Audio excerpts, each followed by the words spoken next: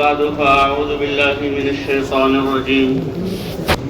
بسم الله الرحمن الرحيم.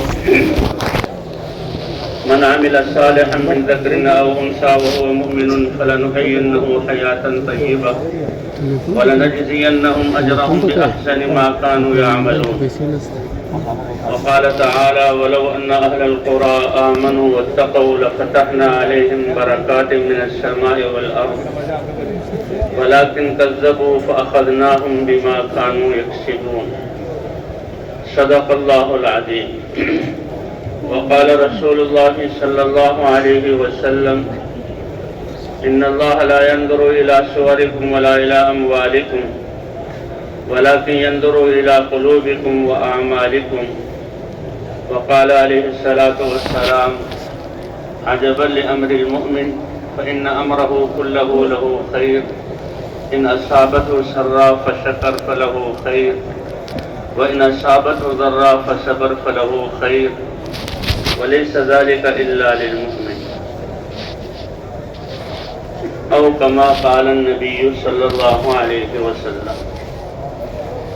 میرے عزیز دوستوں اور بھائیوں، اللہ تعالیٰ نے ہمیں اس کائنات میں اشرف المخلوقات انسان بنایا اور ساری کائنات کو اس انسان کے لیے مسخر کیا، اور اللہ تعالیٰ نے انسانوں میں سے ہمیں ایمان جیسی عظیم دولت عطا فرمائی، اور پھر ایمان والا بنا کر اللہ تعالیٰ نے ہمیں حضرت محمد صلی اللہ علیہ وسلم کی امت میں بنایا، اس امت میں ہونے کا شرف بخشا، کیونکہ کوئی قوم اور قبیلہ اور کوئی علاقہ ایسا نہیں جہاں اللہ نے حضرات انبیاء کرام کو علم دے کر اور انسانوں کو زندگی گزارنے کا طریقہ دے کر حضرات انبیاء کرام نے اپنی قوموں کی طرف نہ بھیجا. وَإِن مِّنْ أُمَّةٍ إِلَّا خَلَا فِيهَا نَذِيرٌ. کوئی امت ایسی نہیں جس میں ڈرانے والا نہ آیا. وَلِكُلِّ قَوْمٍ هَادٍ. ہر قوم کے لیے اللہ نے رہبری کرنے والا، راستہ بتلانے والا، ہدایت کی طرف متوجہ کرنے والے اللہ نے انبیاء بھیجے. لیکن حضرت محمد صلی اللہ علیہ وسلم کی آمد پر نبوت پر مہر لگا دی گئی، نبوت کا دروازہ بند کر دیا گیا. اس لیے حضور نے فرمایا: میری اور پہلے انبیاء کی مثال ایک بہت خوبصورت عمارت کی سی ہے جو اینٹوں سے بنی ہوئی ہے.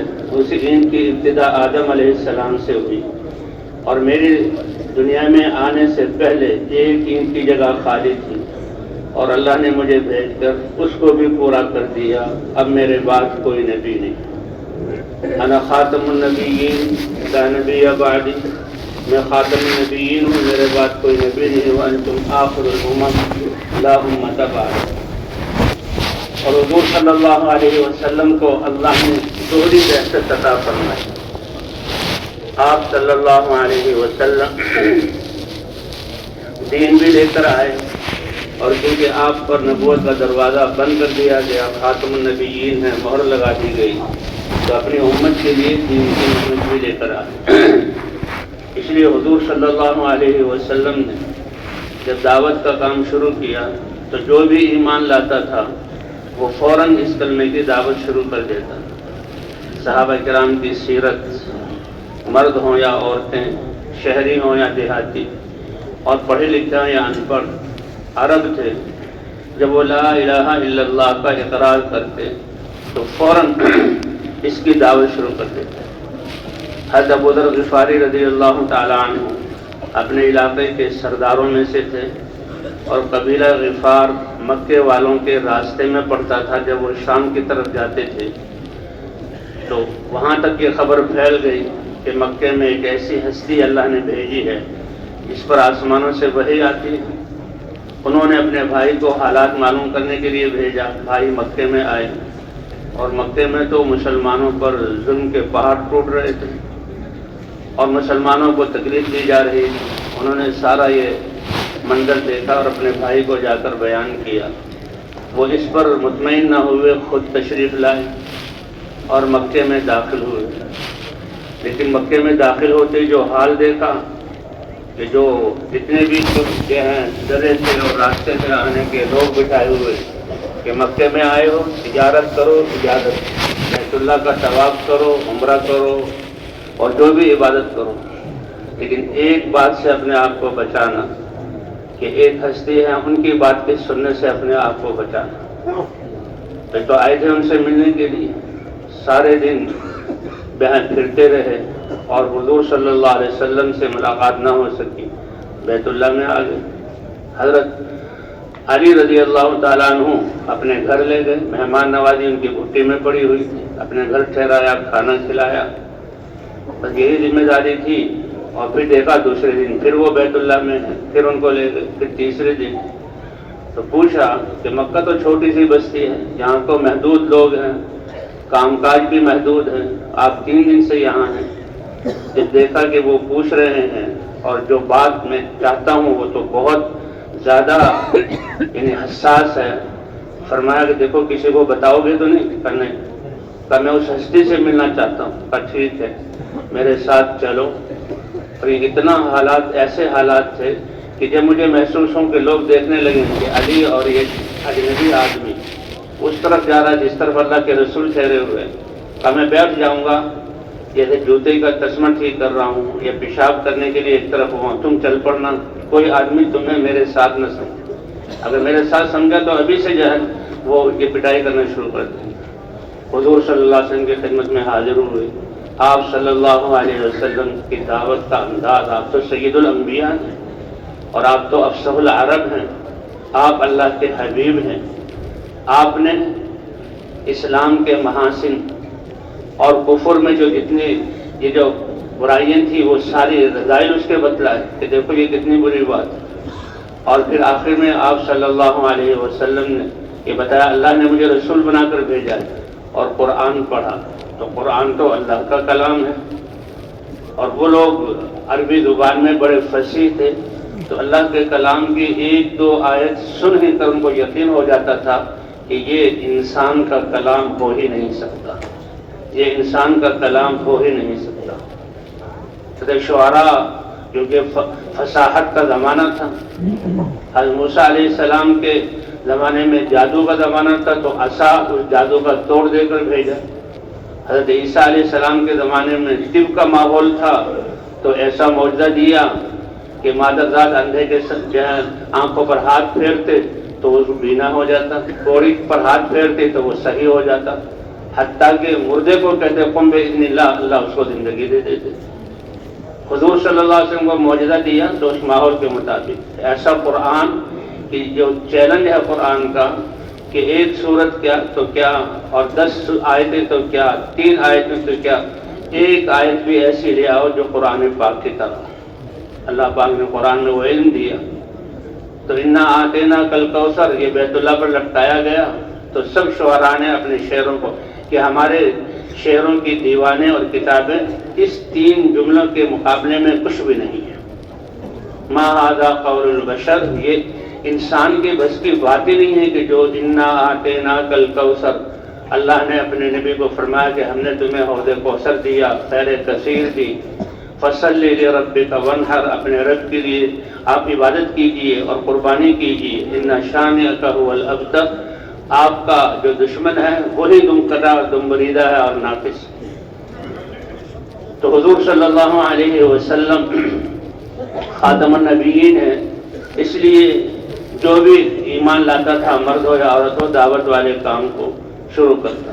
آپ صلی اللہ علیہ وسلم نے ہجرت فرمائی، مکے والوں نے 13 سال تک آپ حج کے موسم میں تشریف لاتے تھے، جو قبائل آتے تھے، اور حضرت ابوبکر صدیق کو ساتھ لے لیتے۔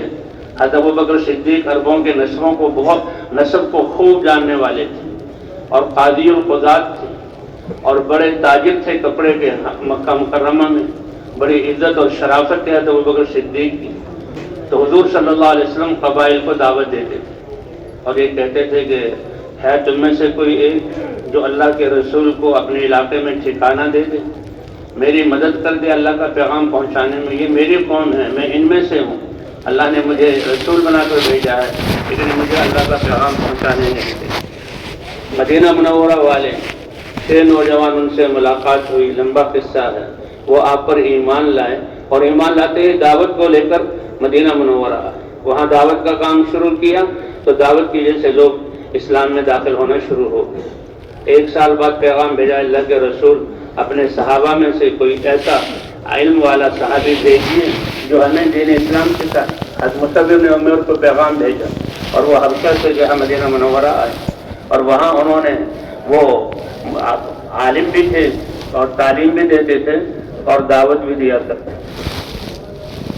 اس طرح دوسرے سال ان کی دعوت کی برکت سے 12 آدمی مدینہ والوں سے مدینے سے آئے اور حج کے موسم میں حضور کے ہاتھ پر بیعت ہوئے، اور تیسرے سال 72 آدمی آئے اور حضور کے ہاتھ پر بیعت ہوئے اور یہ خوشخبری سنا دی، اے اللہ کے رسول، مدینے کے گھروں میں سے کوئی گھر ایسا باقی نہیں کہ جہاں اسلام داخل نہ ہو چکا، اسلام داخل نہ ہو چکا۔ اب ان کی نعمت کی قدر کرنے کی وجہ سے اللہ نے حضور صلی اللہ علیہ وسلم کو ہجرت جیسا حکم کہ اپنے وطن کو چھوڑ دو، اور وطن بھی کیسا، مکہ جس کو اللہ کا شہر کہا جاتا ہے، اور وطن بھی کیسا جس میں اللہ کا گھر بیت اللہ ہے، اور وطن بھی کیسا جو حضرت محمد صلی اللہ علیہ وسلم کی جائے پیدائش ہے۔ آپ کا بچپن وہاں گزرا، 40 سال وہاں گزرے، اور نبوت کے بعد 13 سال وہاں گزرے، اور حکم ہوا کہ اللہ کا دین یہ اتنا اہم ہے، اس کے لیے اپنے وطن کو چھوڑ دو۔ کہ حضور صلی اللہ علیہ وسلم رات کے اندھیرے میں نکلے اور نکلتے ہوئے بیت اللہ کی طرف دیکھ رہے ہیں، اور جب ایسے مقام پر پہنچے کہ مکہ اجل ہو جائے گا، فما اطیبک یا مکہ، اے مکہ تو کتنا ہی پاکیزہ اللہ کا شہر ہے، وما اطیب رائحتک، تیری فضا کتنی نورانی، اللہ کی رحمت برستی ہے، اور میں اللہ کا رسول ہوں۔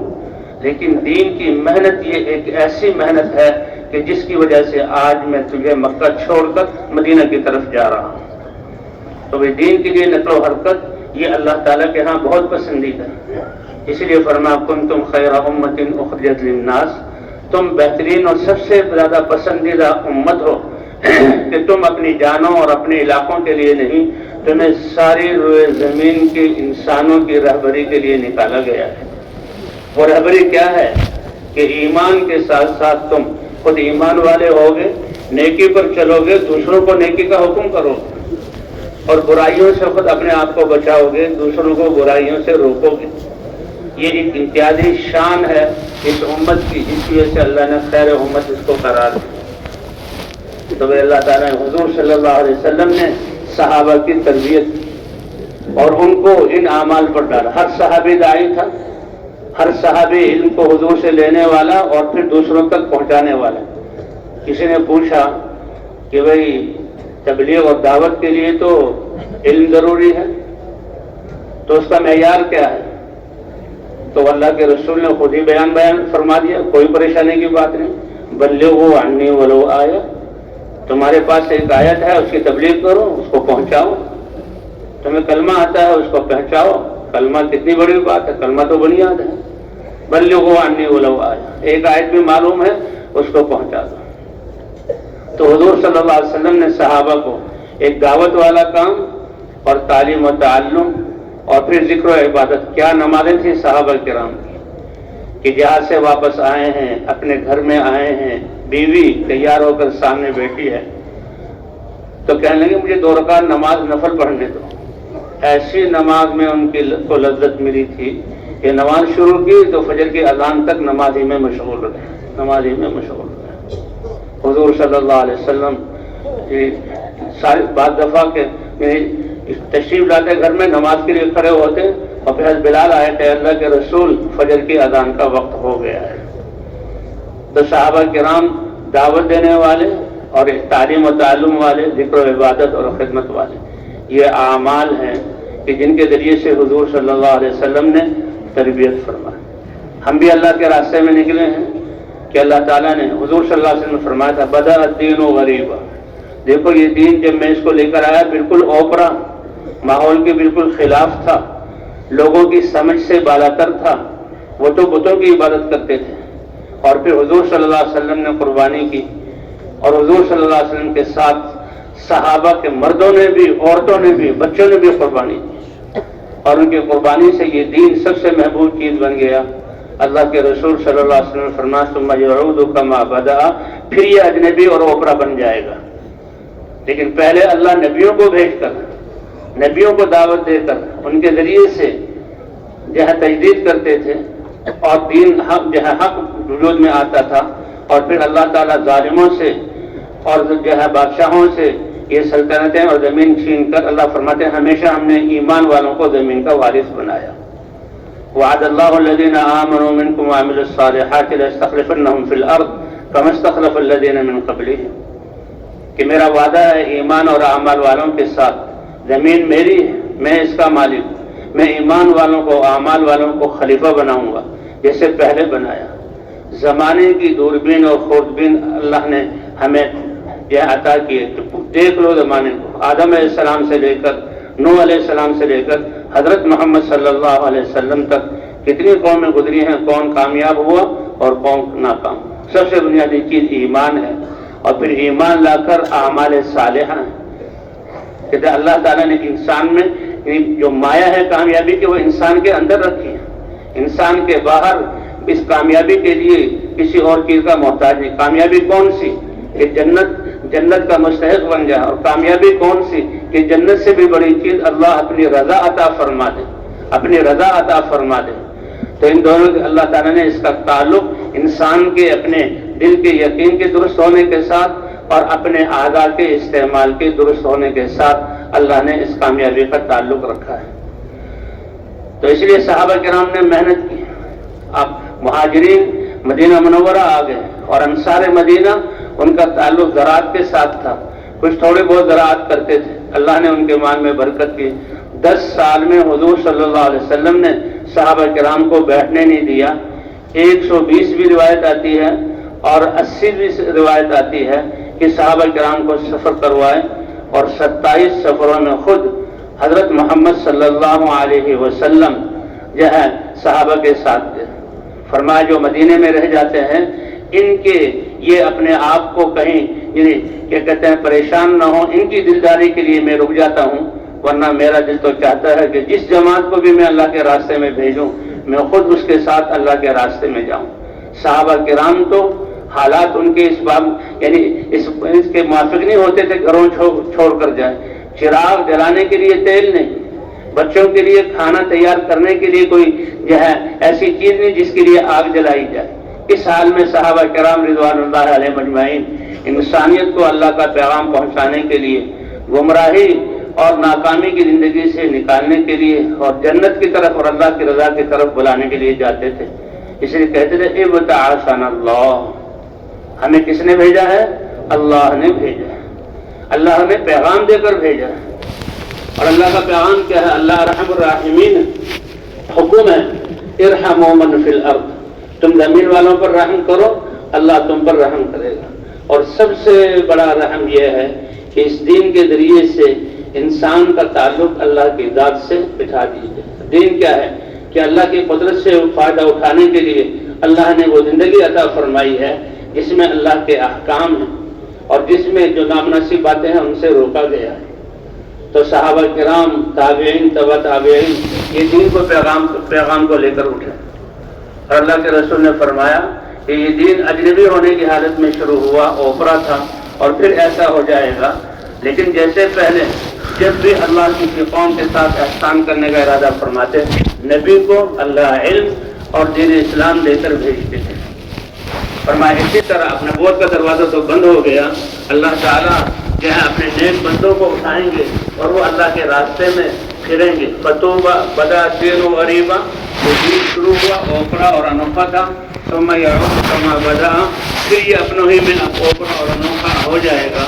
فتوبہ للغرباء، لیکن کچھ لوگ ہوں گے جو اپنے آپ کو پردیسی بنا دیں، ان کا مقصد اللہ کے کلمے کو دنیا میں زندہ کرنا۔ تب اللہ نے اس مقصد کے لیے ہمیں آنے کی توفیق عطا فرمائی۔ کہ کیا مقصد ہے اس نفل و حرکت کا؟ کہ اللہ کا دین زندہ ہو اور دین کے لیے محنت زندہ ہو، اور یہ امت حضور صلی اللہ علیہ وسلم جو اپنی محنت کے بعد امت کو اس محنت پر چھوڑ کر گئے تھے، یہ امت اس محنت پر دوبارہ آ جائے۔ تو اس کے لیے بھی سب سے پہلی بات تو دل کی نیت ہے اے اللہ آپ نے یہ زندگی دی اور حضور صلی اللہ علیہ وسلم کی محنت کے لیے، پہلے انبیاء کی دائرہ نبوت محدود تھا، حضور سارے انسانوں کے لیے، قیامت تک آنے والے زمانوں کے لیے رسول ہیں، وہ محنت آپ نے ہمیں عطا فرمائی اور زندگی کو، سرمایہ کو اس میں لگانے کے لیے ہمیں حکم دیا، لیکن اے اللہ ہم نے اپنی زندگی کے سرمایہ کو اس کے علاوہ لگایا تو ربنا ظلمنا انفسنا، اے اللہ ہم نے اپنی جانوں پر ظلم کیا، اے اللہ اس کو معاف فرما دے۔ اس لیے کہتے ہیں یہ کام توبہ کرانے کا ہے اور اللہ سے استغفار کرنے کا ہے۔ التائب من الذنب کمن لا ذنب لہ، گناہوں سے توبہ کرنے والا اللہ تعالیٰ اس کے گناہوں کو ایسا معاف کر دیتے ہیں جیسے اس نے کوئی گناہ ہی نہیں کیا۔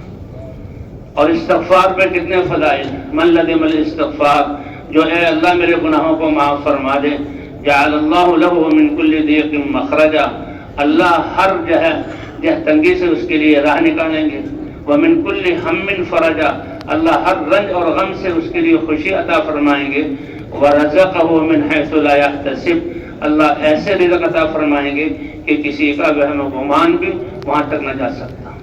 تبھی اللہ کا اتنا شکر ادا کیا جائے وہ کم ہے کہ اللہ تعالیٰ نے اس محنت کو سیکھنے کے لیے اور محنت کو نبی صلی اللہ علیہ وسلم کے طریقے پر زندہ کرنے کے لیے اور پوری امت کو اس محنت پر کھڑا کرنے کے لیے ہمیں نکلنے کی توفیق عطا فرمائے۔ اس لیے فرمایا لغدوۃ فی سبیل اللہ او روحۃ خیر من الدنیا وما فیہا، ایک انسان کو دنیا اور دنیا کی ساری بادشاہت مل جائے، جی ہاں دنیا اور سب کچھ کا جو اس کی بادشاہت مل جائے، لیکن کسی کو ایک صبح یا ایک شام، پورا دن بھی نہیں، رات بھی اس کے ساتھ نہیں، لغدوۃ فجر سے لے کر دوپہر تک کا وقت، اور روحۃ دوپہر سے لے کر شام تک کا وقت، اتنا وقت بھی اللہ کے راستے میں نکلنے کا موقع مل جائے تو یہ دنیا جس کو ملی ہے اس سے زیادہ بہتر ہے۔ فرمایا کہ رمضان شریف کا رات جہاں مہینہ ہو اور 27ویں رات لیلۃ القدر کی ہو اور کسی کو اللہ یہ سعادت دے کہ بیت اللہ میں پہنچ کر اور 27ویں رات جو لیلۃ القدر ہے اور حجر اسود کے سامنے کھڑے ہو کر ساری رات اللہ کی عبادت کرے تو اس سے اونچی جگہ کوئی نہیں، زمانے کے اعتبار سے لیلۃ القدر سے زیادہ قیمتی جہاں کوئی وقت نہیں، اور جو ہے مکہ مکرمہ اور رمضان شریف کا مہینہ، فرمایا ایک جو ہے اللہ کا بندہ اللہ کے دین کو زندہ کرنے کے لیے سرحد پر صرف کھڑا ہوا ہے، سرحد کی حفاظت کر رہا ہے، اس کا مقصد کیا ہے کہ اللہ کا دین دنیا میں کیسے زندہ ہو جائے، فرمایا اس کا ایک گھڑی کھڑا ہونا اس کی اس عبادت سے کہیں درجہ بہتر ہے، کیونکہ اس کی عبادت اس کی ذات کے لیے ہے، اور وہ جو اللہ کے راستے میں ہے تو وہ تو پوری دنیا، اے اللہ پوری انسانیت اور قیامت تک آنے والے انسان کیسے ہدایت والے ہو جائیں، کتنی بڑی نیت ہے۔ اس لیے فرماتے ہیں کہ جو آدمی اللہ کے راستے میں نکل کر سرحدوں کی حفاظت کر رہا ہو اور وہ کوئی خرید و فروخت نہ کرے، ہاں دنیا کی چیز کو بیچ میں نہ لائے، اللہ کے دین کی حفاظت کے لیے سرحدوں پر چل رہا ہے تو کتنا بڑا اجر ہے۔ کہا اللہ تعالیٰ اس کے گناہوں سے اس کو ایسا معاف پاک کر دیتے ہیں جسے آج ہی اپنی ماں کے پیٹ سے پیدا ہوا۔ تو یہ محنت ہے، اس محنت میں حضور صلی اللہ علیہ وسلم نے صحابہ کی جو تربیت کی، صحابہ کو دعوت پر ڈالا، تعلیم و تعلم میں جو ہے ان کو لگایا اور عبادات صحیح آئیں، نمازوں کو اچھے سے اچھا پڑھنے والا بنایا اور ذکر اور دعا والا بنایا۔ تو یہ اعمال ہے جو ہم نے اللہ کے راستے میں نکل کر کرنے، یہ کام اجتماعی ہے اور پورا عالمی ہے۔ تو کہتے ہیں جیسے سورج اس کی روشنی کی جن فضاؤں کو ضرورت ہے اللہ سورج نکال کر وہ روشنی پہنچاتے ہیں، جہاں ہواؤں کی ضرورت ہے اللہ ہواؤں کو پہنچاتے ہیں، تو یہ کام بھی پوری انسانیت کے لیے ہے۔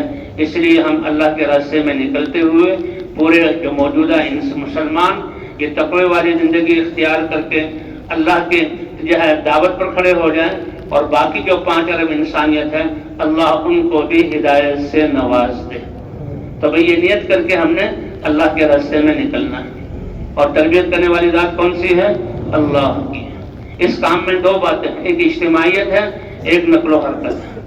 موسیٰ علیہ السلام ان کے 12 قبیلے تھے، ان کے لیے ہر قبیلے کے لیے الگ راستہ، یہ ان کے دین میں یہ تھا، اور چشمے میں پتھر سے 12 چشمے، ہر قبیلے کے لیے الگ چشمہ، لیکن حضور صلی اللہ علیہ وسلم کی امت کے لیے کونوا عباد اللہ اخوانا، اللہ کے بندے بن کر رہو اور بھائی بھائی بن کر رہو۔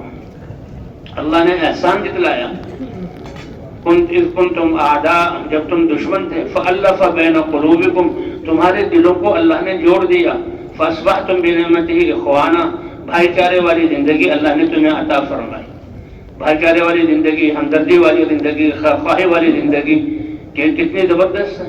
آج مفتی صاحب نے کہا ایسے مثال سمجھو کہ اگر مدینے کی آبادی اس وقت جو ہے چند لاکھ تھی، تو ایک آدمی جو اللہ کے راستے میں نکلتا تھا تو اس اطمینان سے نکلتا تھا کہ میں ہوتے ہوئے تو میں خود اپنے گھر کا ذمہ دار ہوں گا، اور جب میں اللہ کے راستے میں نکل جاؤں گا تو جتنے بھی مدینے والے ہیں وہ میرے گھر کا اور میرے بچوں کا مجھ سے زیادہ خیال کریں گے. ایسی پاک فضا بنی ہوئی تھی. تو بہرحال وہی اللہ کے راستے میں نکلنا ہے.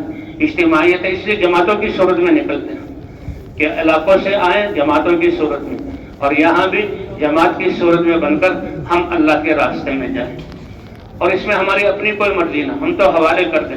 دیکھو ہمارا تقدیر پر ایمان ہے، اللہ نے پہلے سے لکھا ہوا. اب ہمارا امتحان ہے کہ ہم کوشش کر کے اس کو بدلنے کی ضرورت کوشش کرتے ہیں. بھائی ہماری تشکیل فلاں جگہ نہیں فلاں جگہ ہو جائے، فلانے کے ساتھ نہیں فلانے کے ساتھ ہو جائے، یہ امتحان ہے. اس لیے ہم نے تو اللہ کے حوالے کرنا، کیونکہ ہوگا وہی جو اللہ نے لکھا ہوگا. کہ جو تمہیں پہنچ گیا وہ تم سے کوئی چھین نہیں سکتا تھا، اور جو تمہیں نہیں ملا ساری دنیا مل کر تمہیں وہ دے نہیں سکتی تھی. اس لیے یہ فوراً جماعت فرمایا کہ تم پر جو ہے طاعت لازم ہے اور اجتماعیت لازم ہے اور عمومی زندگی لازم ہے. بھائی جماعتیں بنی ہیں، جماعتیں بن جائیں تو فوراً اللہ کے راستے میں نکلنے کی کوشش کریں. تشکیل ہونے کے بعد پھر ٹھہرنا یہ جو ہے فائدہ مند نہیں.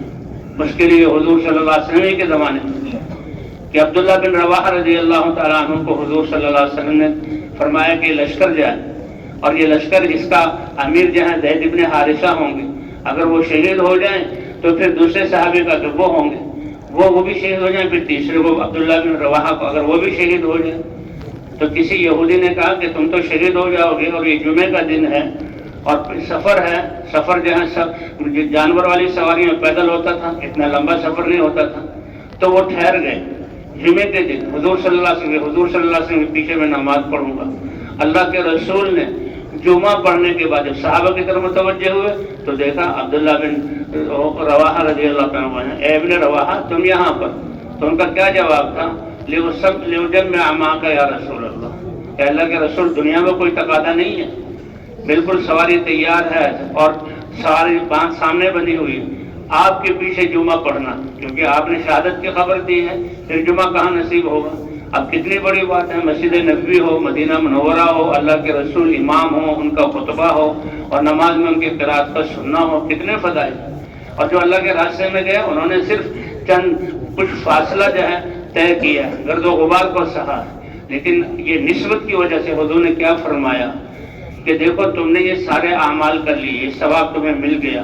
اس کے ساتھ ساتھ اللہ کا رسول تمہیں یہ بتاتا ہے لو انفقت ما فی الارض جميعا ما ادرکت غدوتهم، پوری دنیا تمہیں مل جائے اور دنیا کا کوئی حصہ تم اپنے لیے باقی نہ رکھو، اللہ کے لیے صدقہ کر دو، وہ بھی تمہارے اس عمل کے ساتھ مل جائے، تو اللہ کے راستے میں نکلنے کے ثواب کو، ان کے جو نکلے ہیں ان کے ثواب کو پہنچ نہیں سکتے.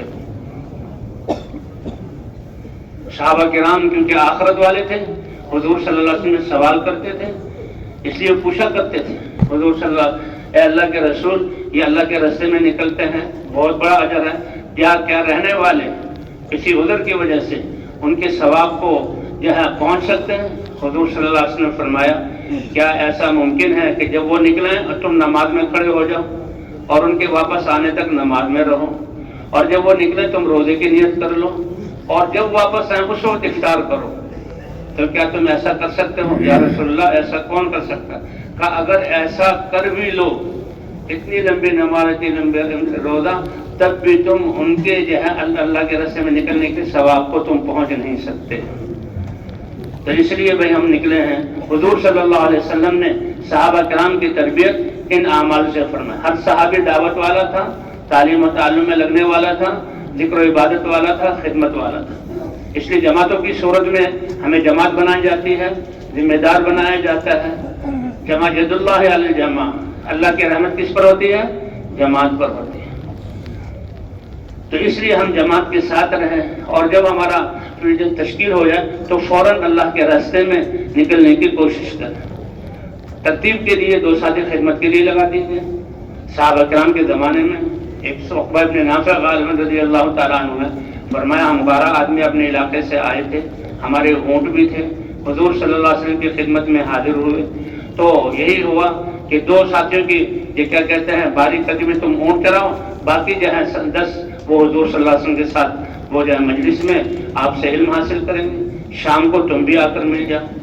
تو خدمت کے لیے 2 آدمی۔ تو بہرحال وہی جب ہمارے مسافر کے بعد فوراً ہم اللہ کے راستے میں نکلنے کی کوشش کریں گے بھائی انشاءاللہ۔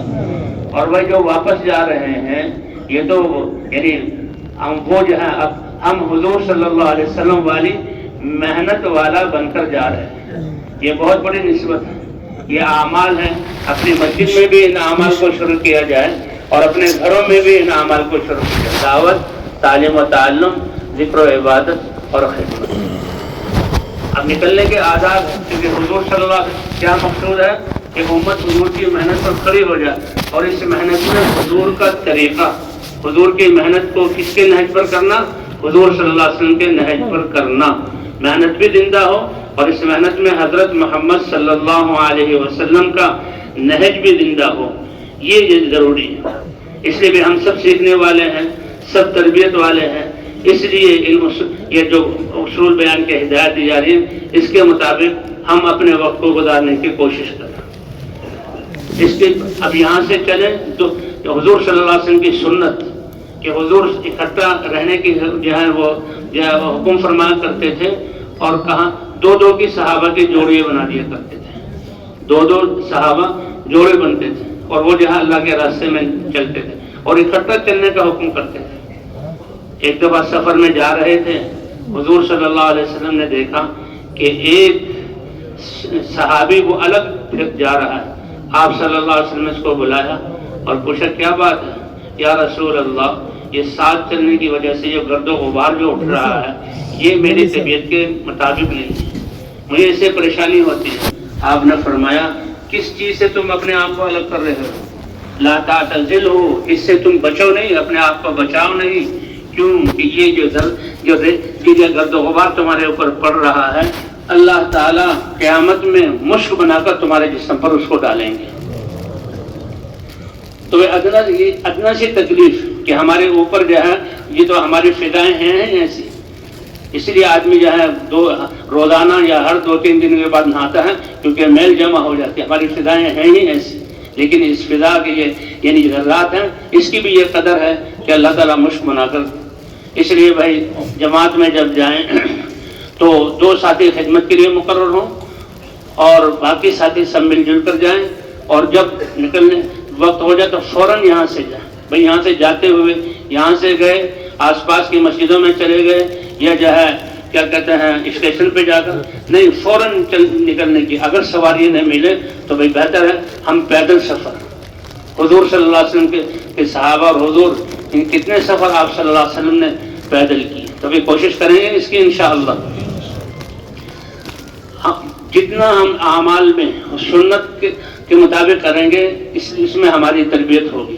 اس لیے سفر کے جو آداب ہیں 2 ہو کر چلنا، سیدھے راستے کے دائیں طرف ہو کر چلنا۔ اگر اسٹیشن پہ پہنچے ہیں یا جو ہے بس اسٹاپ پر پہنچے ہیں وہاں ہماری جماعت ٹھہری ہے تو وہ وقت بھی ہم قیمتی، ہم ایسے ہی جو ہے اپنے وقت کو ضائع نہ کریں۔ 2 ساتھی، ایک پرانا ساتھی ایک نیا ساتھی، وہاں پھیل جائیں، اور جو لوگ وہاں پر ہیں دیکھیں وہ بھی بیٹھے ہوئے انتظار کر رہے ہیں۔ یہ تو ہمیں یہ اللہ کی طرف سے نعمت، اللہ کی طرف سے جب نعمت کی لہر آئے تو ہم اس کی قدر کریں۔ تو 2 ساتھی مل کر ان کو جو ہے دعوت دیں۔ ہماری دعوت کیا ہے؟ ہماری دعوت کہ دیکھو کامیابی اللہ کے خزانوں سے ملتی، ہر انسان کامیابی چاہتا ہے اور کامیابی کے لیے محنت کرتا ہے، لیکن کس کو کامیابی ملے گی؟ جس کی محنت صحیح ہوگی۔ کامیابی اللہ کے خزانوں سے ملے گی، اور اللہ کا دستور کہ کامیابی لینے کے لیے اللہ نے اپنا دین اتارا ہے۔ اس لیے کہتے ہیں کہ یہ دین کی طرف ہم بلاتے ہیں تاکہ ہر انسان، ہر مسلمان اللہ کے قدرت اور خزانوں سے دنیا اور آخرت میں فائدہ اٹھانے والا بن جائے، فائدہ اٹھانے والا بن جائے۔ تو اس لیے جو ہے وہ اور دین جو ہے یہ نبیوں کی محنت سے آتا ہے، اور حضرت محمد صلی اللہ علیہ وسلم کی ختم نبوت کی وجہ سے اللہ نے یہ محنت ہمارے ذمے کی ہے۔ بس اسٹاپ اور جو ہے اسٹیشن پر انتظار ہو تو وہاں بھی دو دو ساتھی آپس میں جو ہے جوڑے بنا دی جائے، اور وہاں مسافروں کو دعوت اکٹھا کر کے کھڑے ہو کر بیان کرنا ایسا نہیں۔ اور اس سواری جب آ جائے تو دائیں پاؤں سے سوار ہونا اور بسم اللہ پڑھ کر سوار ہونا، سفر کی دعائیں بھی پڑھ لی جائیں۔ کہتے ہیں آدمی اپنے گھر سے یا اپنے ایک ٹھکانے سے نکلے تو 2 رکعت نفل اپنے گھر سے پڑھ کر نکلے تو گویا یہ اس کا جو ہے یہ بدل ہے۔ تو بھائی حضور صلی اللہ علیہ وسلم کی سنت بھی تھی، تو سفر سے پہلے ہم 2 رکعت پڑھ کر پھر ہم سفر میں روانہ ہوں، اور گاڑی میں جو ہے وہ آداب کے ساتھ دائیں پاؤں سے سوار ہونا، بسم اللہ پڑھ کر سوار ہونا، اور کوشش یہ کریں کہ ہماری جماعت ہے تو عام لوگوں کے ساتھ ہم سفر کریں۔ وہ تو مجبوری ہے کہ بھئی سارے ہی جماعت والے ہیں تو ٹھیک ہے، لیکن عام لوگ ہوں گے تو ان کو ہم دعوت دیں گے، اور اگر اپنے ساتھی بھی ہیں تو بھی آپس میں بھی قربانی کو بڑھانے اور عام صفات میں آگے بڑھنا، ہم ایک دوسرے کو دعوت دیں۔ یہ تو ایک سمندر ہے جس کا کوئی کنارہ نہیں۔ قرآن پاک میں آتا ہے ادعو الی سبیل ربک بالحکمت والموعظۃ الحسنہ، کہ آپ اپنے رب کے راستے کی طرف بلائیے حکمت کے ساتھ، یعنی اگلے کا مزاج سمجھ کر، طبیعت کو سمجھ کر، اور اچھے انداز کی جو ہے اچھے انداز میں نصیحت کے ساتھ اور نرمی کے ساتھ۔ اللہ تعالیٰ نے موسیٰ علیہ السلام، ہارون علیہ السلام، ان دونوں حضرات کو فرعون کی طرف بھیجا جو کتنا ظلم کر رہا تھا، اور اللہ کے مقابلے میں آ کر انا ربکم الاعلیٰ کا دعویٰ کرتا تھا۔ اللہ نے کیا فرمایا؟ جاؤ تم اذهبا الی فرعون، تم جاؤ دونوں فرعون کی طرف۔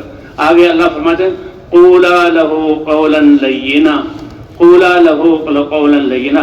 دیکھو فرعون جیسے نافرمان اور ظالم بادشاہ سے سختی سے بات نہ کرنا، نرمی سے بات کرنا، نرمی سے بات کرنا۔ اسی لیے جو ہے ہماری طبیعت میں نرمی ہو۔ سفر میں جاتے، سفر میں یعنی جو 2 ساتھی خدمت میں ہے، بس والوں سے بات کرنی ہو تو جب بس سوار ہو جائیں اور راستے میں یعنی دعوت اور ان سے بات ہو جائے کہ دیکھو اگر نماز کا وقت آئے گا تو بس کو تم ایسی جگہ روکنا جہاں ہم وضو بھی کر سکیں، نماز بھی پڑھ سکیں۔ لیکن اگر وہ اس بات کو مان لیتے ہیں تو وہ ہمارے ذمے بھی ہے کہ جو وقت ہے یہ سب سے قیمتی دولت ہے، اور انسان سب سے زیادہ اس وقت کے سرمایہ کو ضائع کر کے اپنے اوپر ظلم کرتا ہے۔ ہم پہلے ہی سے باوضو رہیں تو بہت اچھی بات ہے، ورنہ اترتے ہی استنجا وضو اور نماز کم سے کم وقت میں نماز پڑھ کر، اور بلکہ ہم سواریوں کو بھی یہ ترغیب دیں، اور ڈرائیور اور کنڈکٹر وہ بھی ہمارے ساتھ ہو جائیں تو پھر کوئی ایسا مسئلہ نہیں ہوگا۔ لیکن یہ کہ وقت زیادہ لگائیں نہیں، ایسا نہیں، تو کوشش کریں گے انشاءاللہ۔ اب جب وہاں اترے سب جو ہے اتر کر ساتھی ذمہ دار ساتھیوں کو جمع کریں۔ ہر وقت ہمارے سامنے یہ بات ہو کہ ہم اللہ کے راستے میں اپنی تربیت کے لیے اور اس ذمہ داری کو ادا کرنے کے لیے، تاکہ ہر بستی حضور صلی اللہ علیہ وسلم کے زمانے کی مدینہ کی بستی کا نمونہ ہو جائے، اور ہر بستی کے گھروں میں وہ اعمال شروع ہو جائیں جو حضور صلی اللہ علیہ وسلم کے زمانے میں صحابہ کرام کے گھروں میں ہوتے تھے، اور ہر بستی کی مسجد میں وہ اعمال شروع ہو جائیں جو حضور صلی اللہ علیہ وسلم کی مسجد میں ہوا کرتے تھے۔ حضور صلی اللہ علیہ وسلم کی مسجد 24 گھنٹے اعمال سے آباد رہتی تھی، حتیٰ کہ رات کے بھی حصے کیے تھے کہ آدھی رات کو مسجد نبوی میں اذان ہوتی تھی، کیونکہ کچھ صحابہ عشاء کے بعد سے مسجد میں اللہ کے سامنے کھڑے ہو کر دعائیں کرتے تھے اور انسانیت کے لیے روتے تھے، اور آدھی رات کو اذان ہوتی تاکہ آدھے صحابہ وہ گھروں کو چلے جاتے تھے کہ آرام کر لیں، کیونکہ نیند بھی ایک ضروری چیز ہے۔ انسان وجعلنا نومکم سباتا، تمہاری نیند کو ہم نے تمہارے لیے آرام کی چیز بنایا، وجعلنا اللیل لباسا، اور رات کو تمہارے لیے چادر بنایا کہ کیسے سورج کو چھپا کر اور آسمانوں کے ستاروں سے جگمگا کر کیسے ہم تمہارے لیے انتظام کرتے ہیں۔ تو اس لیے جب ہم وہاں اترے تو سفر کی وجہ سے انسان تھکاوٹ محسوس کرتا ہے۔ ذمہ دار ساتھیوں کو بھائی استنجا وغیرہ کرنا ہو کر لو اور پھر جمع کر لیں، اور جمع کر کے ہر وقت ہمارے نکلنے کا مقصد کیا کہ اللہ تعالیٰ ہمیں بھی ان اعمال والا بنا دے، اور امت کا ہر فرد ان اعمال والا بن جائے، اور ہر بستی حضور صلی اللہ علیہ وسلم کے زمانے میں جو مدینے کی بستی تھی اس بستی کا نمونہ بن جائے، مسجد میں بھی وہ اعمال زندہ ہو جائیں اور گھروں میں بھی وہ اعمال، اور ہر مسلمان ہر فرد جو ہے وہ اعمال کرنے والا بن جائے جو صحابہ کرام کیا کرتے تھے۔ اس وقت جب مذاکرہ ہو رہا ہو، بستی والے بسوں سے اتر کر بستی کی طرف جا رہے ہیں، ان کو دعا میں شریک کر لیں، دعا میں شریک کر کے دعا میں جب ہاتھ اٹھائیں گے، دعا کریں گے تو وہ جو ہے یعنی ان کو پتہ لگے گا کہ یہ بستر والے جو نکلے ہیں یہ آنے کا مقصد کا یہ فارغ نہیں ہے۔ دعاؤں میں جب ہم اے اللہ ایک ایک بچے کو حضور صلی اللہ علیہ وسلم والی اتباع سنت پر چلنے کی حضور والی محنت کے لیے قبول فرما، اور بستی والوں کے لیے دعا کریں گے تو وہ ہمارے ہمدرد بن کر جائیں گے۔ قرآن پاک میں کہتے ہیں، قرآن پاک کا دن ہے سورہ یاسین، اور سورہ یاسین میں جو ذکر ہے حبیب نجار کا ذکر ہے کہ اللہ کی طرف سے یا عیسیٰ علیہ السلام کی طرف سے بھیجے ہوئے آدمی کچھ لوگ گئے، اس سے ملے تو وہ ان پر ایمان لے آئے۔ اس کے بعد وہ لوگ جہاں بستی والوں کی طرف گئے تو بستی والوں سے کہا گیا کہ ہمیں اللہ کی طرف سے اور عیسیٰ علیہ السلام کی طرف سے بھیجا گیا ہے، لیکن بستی والوں نے جناب ان کو مار پیٹ شروع کر دی۔ تو وہ حبیب نجار آیا، یا قوم اتبعوا المرسلین، اے میری قوم یہ تو نبی کی طرف سے بھیجے ہوئے اور اللہ کی طرف سے بھیجے ہوئے نیک لوگ ہیں، ان کی اتباع کر لو۔ تو بستی والے ایسے اب جو ہے وہ قوم ضدی قوم تھے کہ سب نے مل کر اس کو شہید کر دیا۔ اب وہ شہید ہو گیا، لیکن دیکھیں داعی کا جذبہ کیسا ہوتا ہے۔ اللہ کے دربار میں اس نے جا کر شکایت نہیں کی، یا لیت قومی، اللہ کے مرنے کے بعد شہادت یا لیت قومی یعلمون بما غفر لی ربی وجعلنی من المکرمین، کاش میری قوم کو معلوم ہو جائے کہ اس شہادت پر اور نبیوں کی جو آنے والے تھے ان کی دعوت قبول کرنے پر اللہ نے مجھے جنت کا مستحق بنا دیا اور مجھے جو ہے عزت والے لوگوں میں سے گیا۔ قال یا لیت قومی یعلمون بما غفر لی ربی وجعلنی من المکرمین۔ تو بھئی یہ ہے دعوت والا جذبہ۔ تو بہرحال جب بستی کی طرف جائیں تو راستے کے دائیں طرف چلنا ہے، دو دو ساتھی، اور جا کر جو ہے مسجد میں، مسجد یہ اللہ کا گھر ہے، مسجد کے سامنے جائیں تو اس سے پہلے مسجد کی عظمت ہمارے دلوں میں، اور مسجد میں داخل ہونے کے آداب جو سنتے رہتے ہیں، دائیں پاؤں سے داخل ہونا، اور نویت سنت الاعتکاف ما دمت فی ھذا المسجد، اس طرح جو ہم نے مسجد میں داخل ہونا ہے، اور مسجد میں داخل ہو کر ہر مسجد میں ہم نے جانا ہے، ہماری کیا نیت ہو کہ بھی محنت کر کے نقد 3 چلے اور چلے کی جماعت کو نکالیں گے۔ جیسی ہماری نیت ہوگی اور پھر محنت ہوگی تو اللہ ہماری محنت کو ذریعہ بنائیں گے۔ تو وہ نیت کریں گے نا انشاءاللہ، ہاں، نقد 3 چلے کی جماعت نکل جائے، اور اس کے بعد جو باقی ساتھی ہیں ایک مقامی مضبوط جماعت بن جائے، جو جماعت جو ہے یہ اس مسجد کو اعمال سے آباد کرنے والی ہے۔ اب یہ کام ایک دن میں حاصل ہے، ایک دن میں ورنہ 2 دن میں، زیادہ سے زیادہ 3 دن، اس سے زیادہ نہیں، اس سے زیادہ نہیں۔ اچھا جب علاقے وہاں جائیں تو اپنی مسجد جماعت کے حالات پہ، ہماری یہ جماعت ہے اس قسم کے نوعیت کے ہمارے ساتھی ہیں، وہ ان کو بتا دیں، اور ان سے بھی مسجدوں کے حالات پوچھ لیں کہ آپ کے ہاں مسجدوں کے کیا حالات ہیں۔ اس کے بعد جماعت والے کہ ہماری جو ہے جماعت کے مناسب مسجدیں، وہ مسجد جو ہے اپنے لیے چھانٹ لیں، اور مسجدوں میں یعنی ایک دن میں محنت ہو جائے تو اچھا ہے، ورنہ 2 دن 3 دن اس سے زیادہ مسجد میں قیام نہ کریں۔ تو وہی کوشش کریں گے انشاءاللہ۔ جی ہاں، مسجد میں جاتے ہی سب سے پہلے کیا ہے، آداب کے ساتھ داخل ہو کر وضو کر کے 2 رکعت نماز نفل پڑھیں، کہ جو ہم ان لوگوں کے پاس جا کر ان کو دعوت دینا چاہتے ہیں، ان کو دعوت دینا چاہتے ہیں، پہلے اللہ کے سامنے ہاتھ اٹھا کر اللہ سے جو ہے مانگ لیں، اللہ سے مانگ لیں۔ تو اس لیے مسجد میں داخل ہو کر 2 رکعت نماز نفل پڑھ کے پھر ساتھی مشورے کے لیے بیٹھ جائیں۔ اگر پہلے سے ان ساتھیوں کو اطلاع ہوگی کہ جماعت آ رہی ہے تو جو پرانے ساتھی آ جائیں گے، اور اگر اس وقت جو ہے کیا کہتے ہیں ان کو پتہ نہیں ہے، پرانے ساتھی نہیں ہے اور پرانے ساتھی وہاں ہیں، تو بھائی اعمال کا کچھ مشورہ ہو جائے، اور پھر اس کے بعد جو ہے پرانے ساتھیوں پر گشت کر کے ان کو لا کر ان کے مشورے سے یہ کام کیا جائے، کیونکہ یہ کام اس کا تعلق مشورے کے ساتھ ہے۔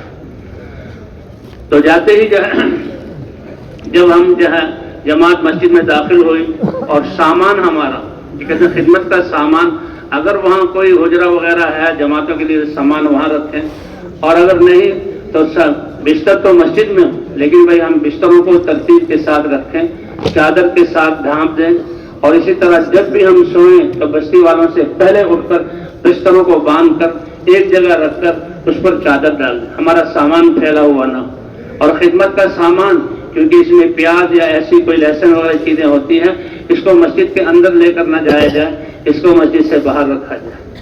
سب سے پہلے مشورہ ہے، مشورہ کر کے اپنے ساتھیوں کو پھیلا دیں۔ کیا ہے مشورہ کر کے؟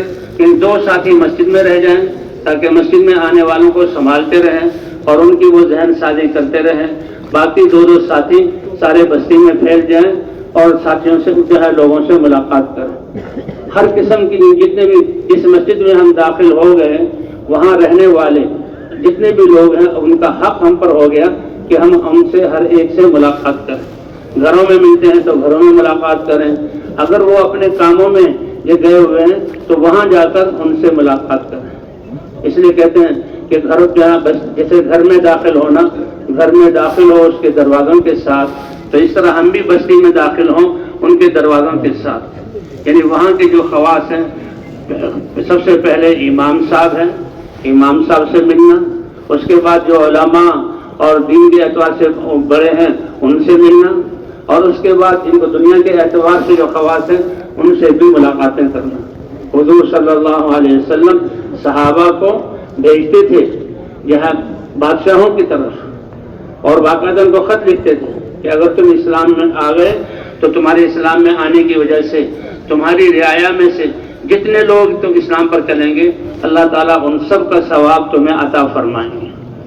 تو اس لیے بھائی ہم نے مشورہ کر کے اپنی جماعت کو پھیلا دینا، خواص سے بھی ملاقات کرنی ہے، علماء سے بھی۔ علماء کی ملاقات کے لیے کہتے ہیں کیونکہ وہ علماء جنہوں نے اپنے آپ کو علم دین حاصل کر کے علم دین کو پڑھانے کے لیے جو ہے لگایا ہوا ہے، چٹائیوں پر بیٹھے ہوئے ہیں، سادہ سی زندگی گزار رہے ہیں اور یہ علم کی امانت امت کے بچوں کو دے رہے ہیں، تو بھئی یہ بڑے قابل قدر ہیں۔ ان کی زیارت کے لیے جانا اور ان کی جو ہم ملاقات کے لیے ان سے یعنی استفادے کی نیت سے، ان کی استفادے کی نیت سے، ان کے مجلس میں بیٹھیں گے اور دعاؤں کی نیت سے، تو علماء کے جو ملنے کا وقت ہو اس میں ہم جائیں، اور بھئی ہو سکے تو جیسے وہ علم کی دولت ہمیں دے رہے ہیں تو کچھ نہ کچھ پھل یا کسی اور کوئی مسواک یا کوئی رومال ایسا ہدیہ ان کے پاس لے کر جائیں۔ علماء کی مجلس میں جب جائیں تو یہ نہیں کہ ہم جماعت والے ہیں لوگوں کو پھلان کر ان کے پاس بیٹھ جائیں، جہاں جگہ ملے ہم بیٹھ جائیں، لوگ اپنے دینی مسائل پوچھیں گے ہم ان کی مجلس میں بیٹھیں گے۔ کہتے ہیں جو عطار کی دکان پر بیٹھ گیا داخل ہو گیا، چاہے وہ عطر خرید نہ سکے لیکن جتنی دیر وہ عطر کی دکان میں رہے گا اس کی خوشبو اس کو ملتی رہے گی، اس کا دل جو ہے وہ مقوی ہو، خوشبو سے دل کو قوت پہنچتی ہے۔ تو اس طرح ان کی مجالس میں، علماء کرام کی مجلس میں، ان کی علمی مجلسوں سے فائدہ اٹھانے کے لیے اور دعا کی نیت سے جب ہماری باری آ جائے تو ہدیہ پیش کر دیں اور بتا دیں کہ جی ہماری جماعت مسجد میں آئی ہوئی ہے، آپ ہمارے لیے دعا کر دیں۔ اب وہ دعا اسی وقت ہاتھ اٹھا دیں تو بہت اچھی بات ہے، اور اگر وہ ہاتھ نہ اٹھائیں تو ہم مجبور نہ کریں جی ہاتھ اٹھائیں دعا کریں ہمارے لیے۔ ہم نے جب کہہ دیا تو انشاءاللہ وہ ہمارے لیے دعا کریں گے۔ جی جو سوف استغفر لکم ربی، نبی نے بھی کہا تھا جب وہ ان کے بچوں کا اے ابا جان ہمارے لیے استغفار کیجیے، تو انہوں نے فرمایا کہ سوف استغفر لکم ربی، میں تمہارے لیے استغفار کروں گا، یعنی تہجد کے وقت تمہارے لیے دعا کروں گا۔ کبھی علماء سے بھی ملنا ہے اور جو دنیا والے خواص ہیں ان سے بھی ملنا ہے۔ دنیا والے جو خواص ہیں ان میں ہم اپنے یہاں پرانے ساتھیوں کو بھیجیں جو دنیا سے اثر لینے والے نہ ہوں، اور جانا اس لیے ہے کہ اللہ تعالیٰ ان کو اپنی استعداد دین کے لیے لگانے والا بنا دے۔ منجھے ہوئے ساتھی ان کے پاس جائیں جو ان کی دنیا سے متاثر نہ ہو، اور جا کر ان کو دعوت دیں کہ یہ ہماری ذمہ داری ہے۔ حضور صلی اللہ علیہ وسلم بادشاہوں کی طرف خط بھیجتے تھے، اور کوشش ہو کہ ان کو مسجد میں لایا جائے، ورنہ کم از کم وہ عصر کے وقت اور جو گشت ہوتا ہے اور بیان اس میں وہ آ جائیں، اور وہ بھی آئیں، اور ان کی جو ڈرائیور ہے اور جو کوئی ان کے جو نوجوان بچے ہیں ان کو بھی آنے کی دعوت دیں۔ اس طرح ہم نے خواص سے بھی ملنا ہے اور علماء سے بھی ملنا ہے۔ پرانے ساتھی पुराने साथी।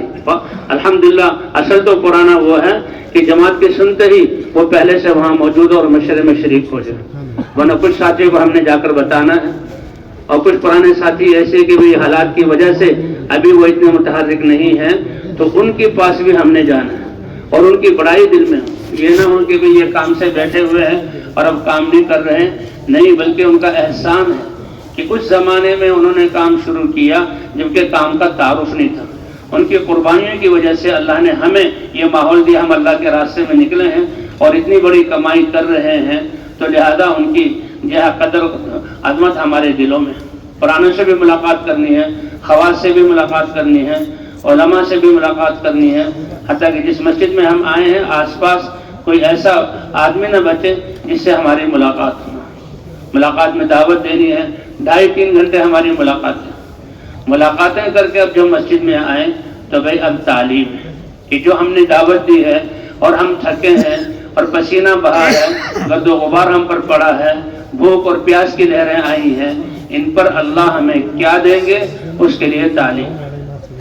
ये अल्लाह के वादे हैं, फजाइल अल्लाह के वादे हैं, जब और जो है न करने पर जो नुकसान वईदें। तालीम का मकसद ही यही है कि अल्लाह के वादों और वईद का हमारे दिल में यकीन आ जाए, हमारे कलाम अल्लाह और अल्लाह के रसूल, हमारे दिल अल्लाह और अल्लाह के रसूल के कलाम से असर लेने वाले बन जाए, हमारे इल्म और अमल में जोड़ पैदा हो जाए। ये कहते हैं तालीम का एक ही वक्त हो, सारे साथी एक ही वक्त में शरीक हो। तालीम के वक्त में कहते हैं तालीम में यानी ये जो आमाल हैं तालीम के, जब अल्लाह के रास्ते में निकले हुए हैं, एक अमल तजवीद है। तजवीद का मकसद क्या है? तजवीद का मकसद ये है कि हमारे कुरान पाक का पढ़ना सही हो जाए, कुरान पाक का पढ़ना सही होगा तो हमारी नमाज सही हो जाए, नमाज सही होगी तो अल्लाह उसकी वजह से जिंदगी हमारी बना देगी। इन्ना सलात तन्हा अनिल फहशाइ वल मुनकर।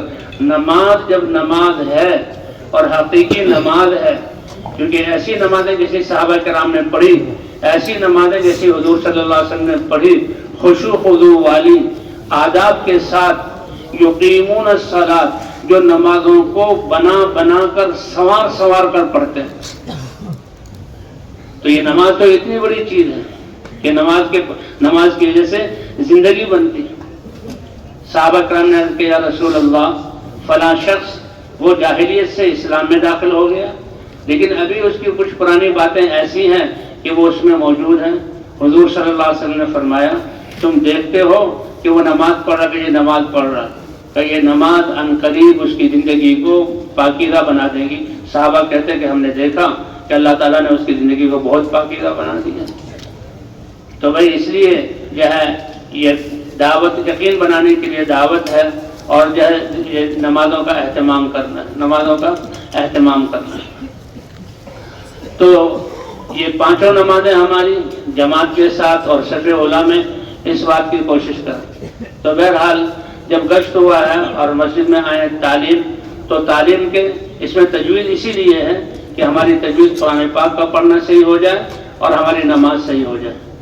पहले दिन अगर साथियों की हालात बतानी है, इकट्ठे तजवीज़ हो जाए, क्योंकि तजवीज़ का मकसद है कि कुरान पाक सही हो, तो हमें पता लग जाएगा कितने साथी सही पढ़ने वाले हैं। उतने ही रोजाना हल्के 2-2, 3-3 के हल्के बना दिए जाए।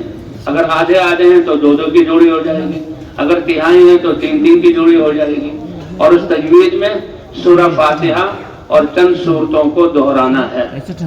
सूरह फातिहा और ये चंद सूरत अलग तरह से लेकर जो है ये 10 सूरतें, इसको दोहराना। इससे अंदाजा हो जाएगा जिसको अल्लाह ताला ने तजवीद की दौलत दी है, उसके दिल में ये एहसास जिम्मेदारी कि मेरे साथ जितने भी साथी हैं ये सब के सब जो है इनकी तजवीज़ ठीक हो जाए। और भाई जिनकी तजवीज़ में कमजोरी है तो उनको भी इस बात का एहसास पैदा हो जाए कि हम इंफरादी औकात में अपने जहाँ तजवीज़ को ठीक कर दें। कम अज़ कम ये 10 सूरतें तो ठीक हो। और तजवीज़ का मकसद ये है कि 10 सूरतों पर हम इत्तिफा करें, बल्कि कुछ ना कुछ वक्त रोज़ाना अपनी ज़िंदगी में आधा घंटा का कम अज़ कम, अगर कुरान पढ़ना नहीं आता, कुरान को पढ़ना सीखें। और चंद ये सूरतें हैं ये याद कर लीजिए, ये याद कर लीजिए। सूरह यासीन है, सूरह मुल्क है, जिनके फ़ज़ाइल जो है आते हैं हदीस में, उनको याद कोशिश करेंगे भाई इंशाअल्लाह। تعلیم جو ہے بھائی یہ 2.5-3 گھنٹے تعلیم ہونی چاہیے. اس میں اس کا مقصد اور آداب اور فضائل بیان کرنا. اس کے بعد یہ تجوید ہے. تجوید کے بعد احادیث کا پڑھنا. جتنے بھی جو ہماری جو فضائل اعمال کتاب ہے اور فضائل صدقات، رمضان کے قریب فضائل رمضان بھی پڑھتے ہیں. حج کا موسم ہو تو فضائل حج بھی پڑھتے ہیں. ورنہ باقی جو حصے ہیں یہ ہے ان میں سے پڑھنا. اس میں ایک تو جو ہے تجوید کا کرنا ہے اور دوسرے جو ہے فضائل اعمال کا، اور آخر میں 6 نمبروں کا مذاکرہ. یہ 6 نمبروں کا مذاکرہ یہ بہت ضروری ہے، کیونکہ جیسے انسان کسی مجلس میں جاتا ہے تو اپنی پگڑی اور ٹوپی اور اپنا چشمہ اور جو ہے کپڑے یہ سب کا خیال کرتا ہے، تو اسی طرح ہمارا ہر عمل ان 6 صفات کے ساتھ متصف ہو. یہ زینت ہے ہمارے جو ہے ان اعمال کی، خوبصورت اور چمکدار. ایمان کے بغیر تو کوئی عمل قبول ہوتا ہی نہیں. حضرت محمد صلی اللہ علیہ وسلم کی سنت کے بغیر تو وہ عمل ادھورا ہے. اور بھائی یعنی یہ جیسے ہم نماز میں امام کی اقتدا کرتے ہیں اور اس کے پیچھے چلتے ہیں، تو ہمارے 24 گھنٹے کے امام کون ہے؟ حضرت محمد صلی اللہ علیہ وسلم. اور عبادت علم جہالت کے ساتھ عبادت وہ عبادت نہیں ہے، علم کے ساتھ اور فضائل کے علم کے ساتھ. فضائل کا علم شوق کے ساتھ. یہ سارے جتنے دفاتر حکومتوں کے ہیں اور جتنے کارخانے کام ہو رہے ہیں تو یہ ان کے جو ہے احکام ہے جس کا ہمیں کہ اس پر ہمیں تنخواہ ملے گی، اور اس لیے انسان جو ہے اس کی طرف جاتا ہے. اور جس دن تنخواہ لینے کے لیے جانا ہو تو کیسا خوش ہوتا ہے. تو بھائی اللہ کے اوامر کتنے بڑے ہیں. اللہ کے اوامر ان کا پورا کرنے پر اللہ دنیا اور آخرت میں کیا کچھ دیں گے. اس لیے ہر عمل من قام ایمانا و احتسابا، جو نماز میں کھڑا ہوتا ہے اللہ کی ذات پر ایمان رکھتے ہوئے کہ نماز کے ذریعے اللہ میرے کام بنائیں گے، اور احتساباً اللہ نے جو اجر اور ثواب اور اپنی رضا رکھی ہے اس کی خوشی میں جو ہے نماز. اس لیے فرمایا لا اجر لمن لا حسبۃ لہ، اے میرے بندے حکم میرا پورا کر رہا ہے، گھر میں میرے آیا ہے، سامنے میرے کھڑا ہوا ہے، اتنے بڑے امر کو اور تمہیں شوق ہی نہیں ہے اور میری طرف سے جو ہے ثواب اور رضا کے ملنے کا استعداد ہی نہیں ہے. اس لیے فرمایا جس کے جو ہے احتساب نہ ہو اس کے لیے کوئی اجر نہیں. اس لیے بھئی یہ فضائل میں جو ہے تعلیم میں بیٹھنا ہے کہ وہ اللہ کے وعدے اور وعیدوں کا یقین ہمیں ہو جائے. تو بھئی تعلیم جو ہے یہ جماعت پوری اکٹھی. تعلیم کے وقت میں اور کوئی عمل نہیں ہے. ایسے وقت میں تعلیم کی جائے جس میں ساری جماعت اکٹھی ہو. اور جو ہے ہاں تعلیم کے دوران تعلیمی گشت کے لیے ہم اپنی جماعتوں کو بھیج سکتے ہیں. تعلیمی گشت کیا مطلب؟ 2 ساتھی چلے جائیں، محلہ ہے یا بازار ہے، جو لوگ بیٹھے ہوئے ہیں غفلت کی جگہ سے نکال کر تھوڑی دیر کے لیے ان کو مسجد میں لایا جائے. دیکھو بھائی مسجد میں جو ہے وہ تعلیم ہو رہی ہے اور عمل ہو رہا ہے، اس میں آ جاؤ. صحابہ کرام بھی کہ آ جاؤ مسجد میں تھوڑی دیر کے لیے بیٹھ جائیں اور اپنے ایمان کی تجدید کر دیں. تو اس طرح ان کو اب جب ساتھی جو تعلیم کرانے والا ہو، جب بستی والے اس تعلیم کے حلقے میں آ جائیں تو بھئی احادیث پڑھ رہے ہیں تو فضائل اعمال میں جو کتابیں ہیں اسی سے پڑھنا ہے، اور جو فائدہ حضرت شیخ نے لکھا ہے اس کو پڑھنا ہے. اور تھوڑی سی ترغیب کے لیے کہ بھئی یہ اب جو ہم نے فضیلت سنی ہے یہ بھی ہوگی جب ہم اس عمل پر آ جائیں، تھوڑی سی ترغیبی کلمات بھی ہوں.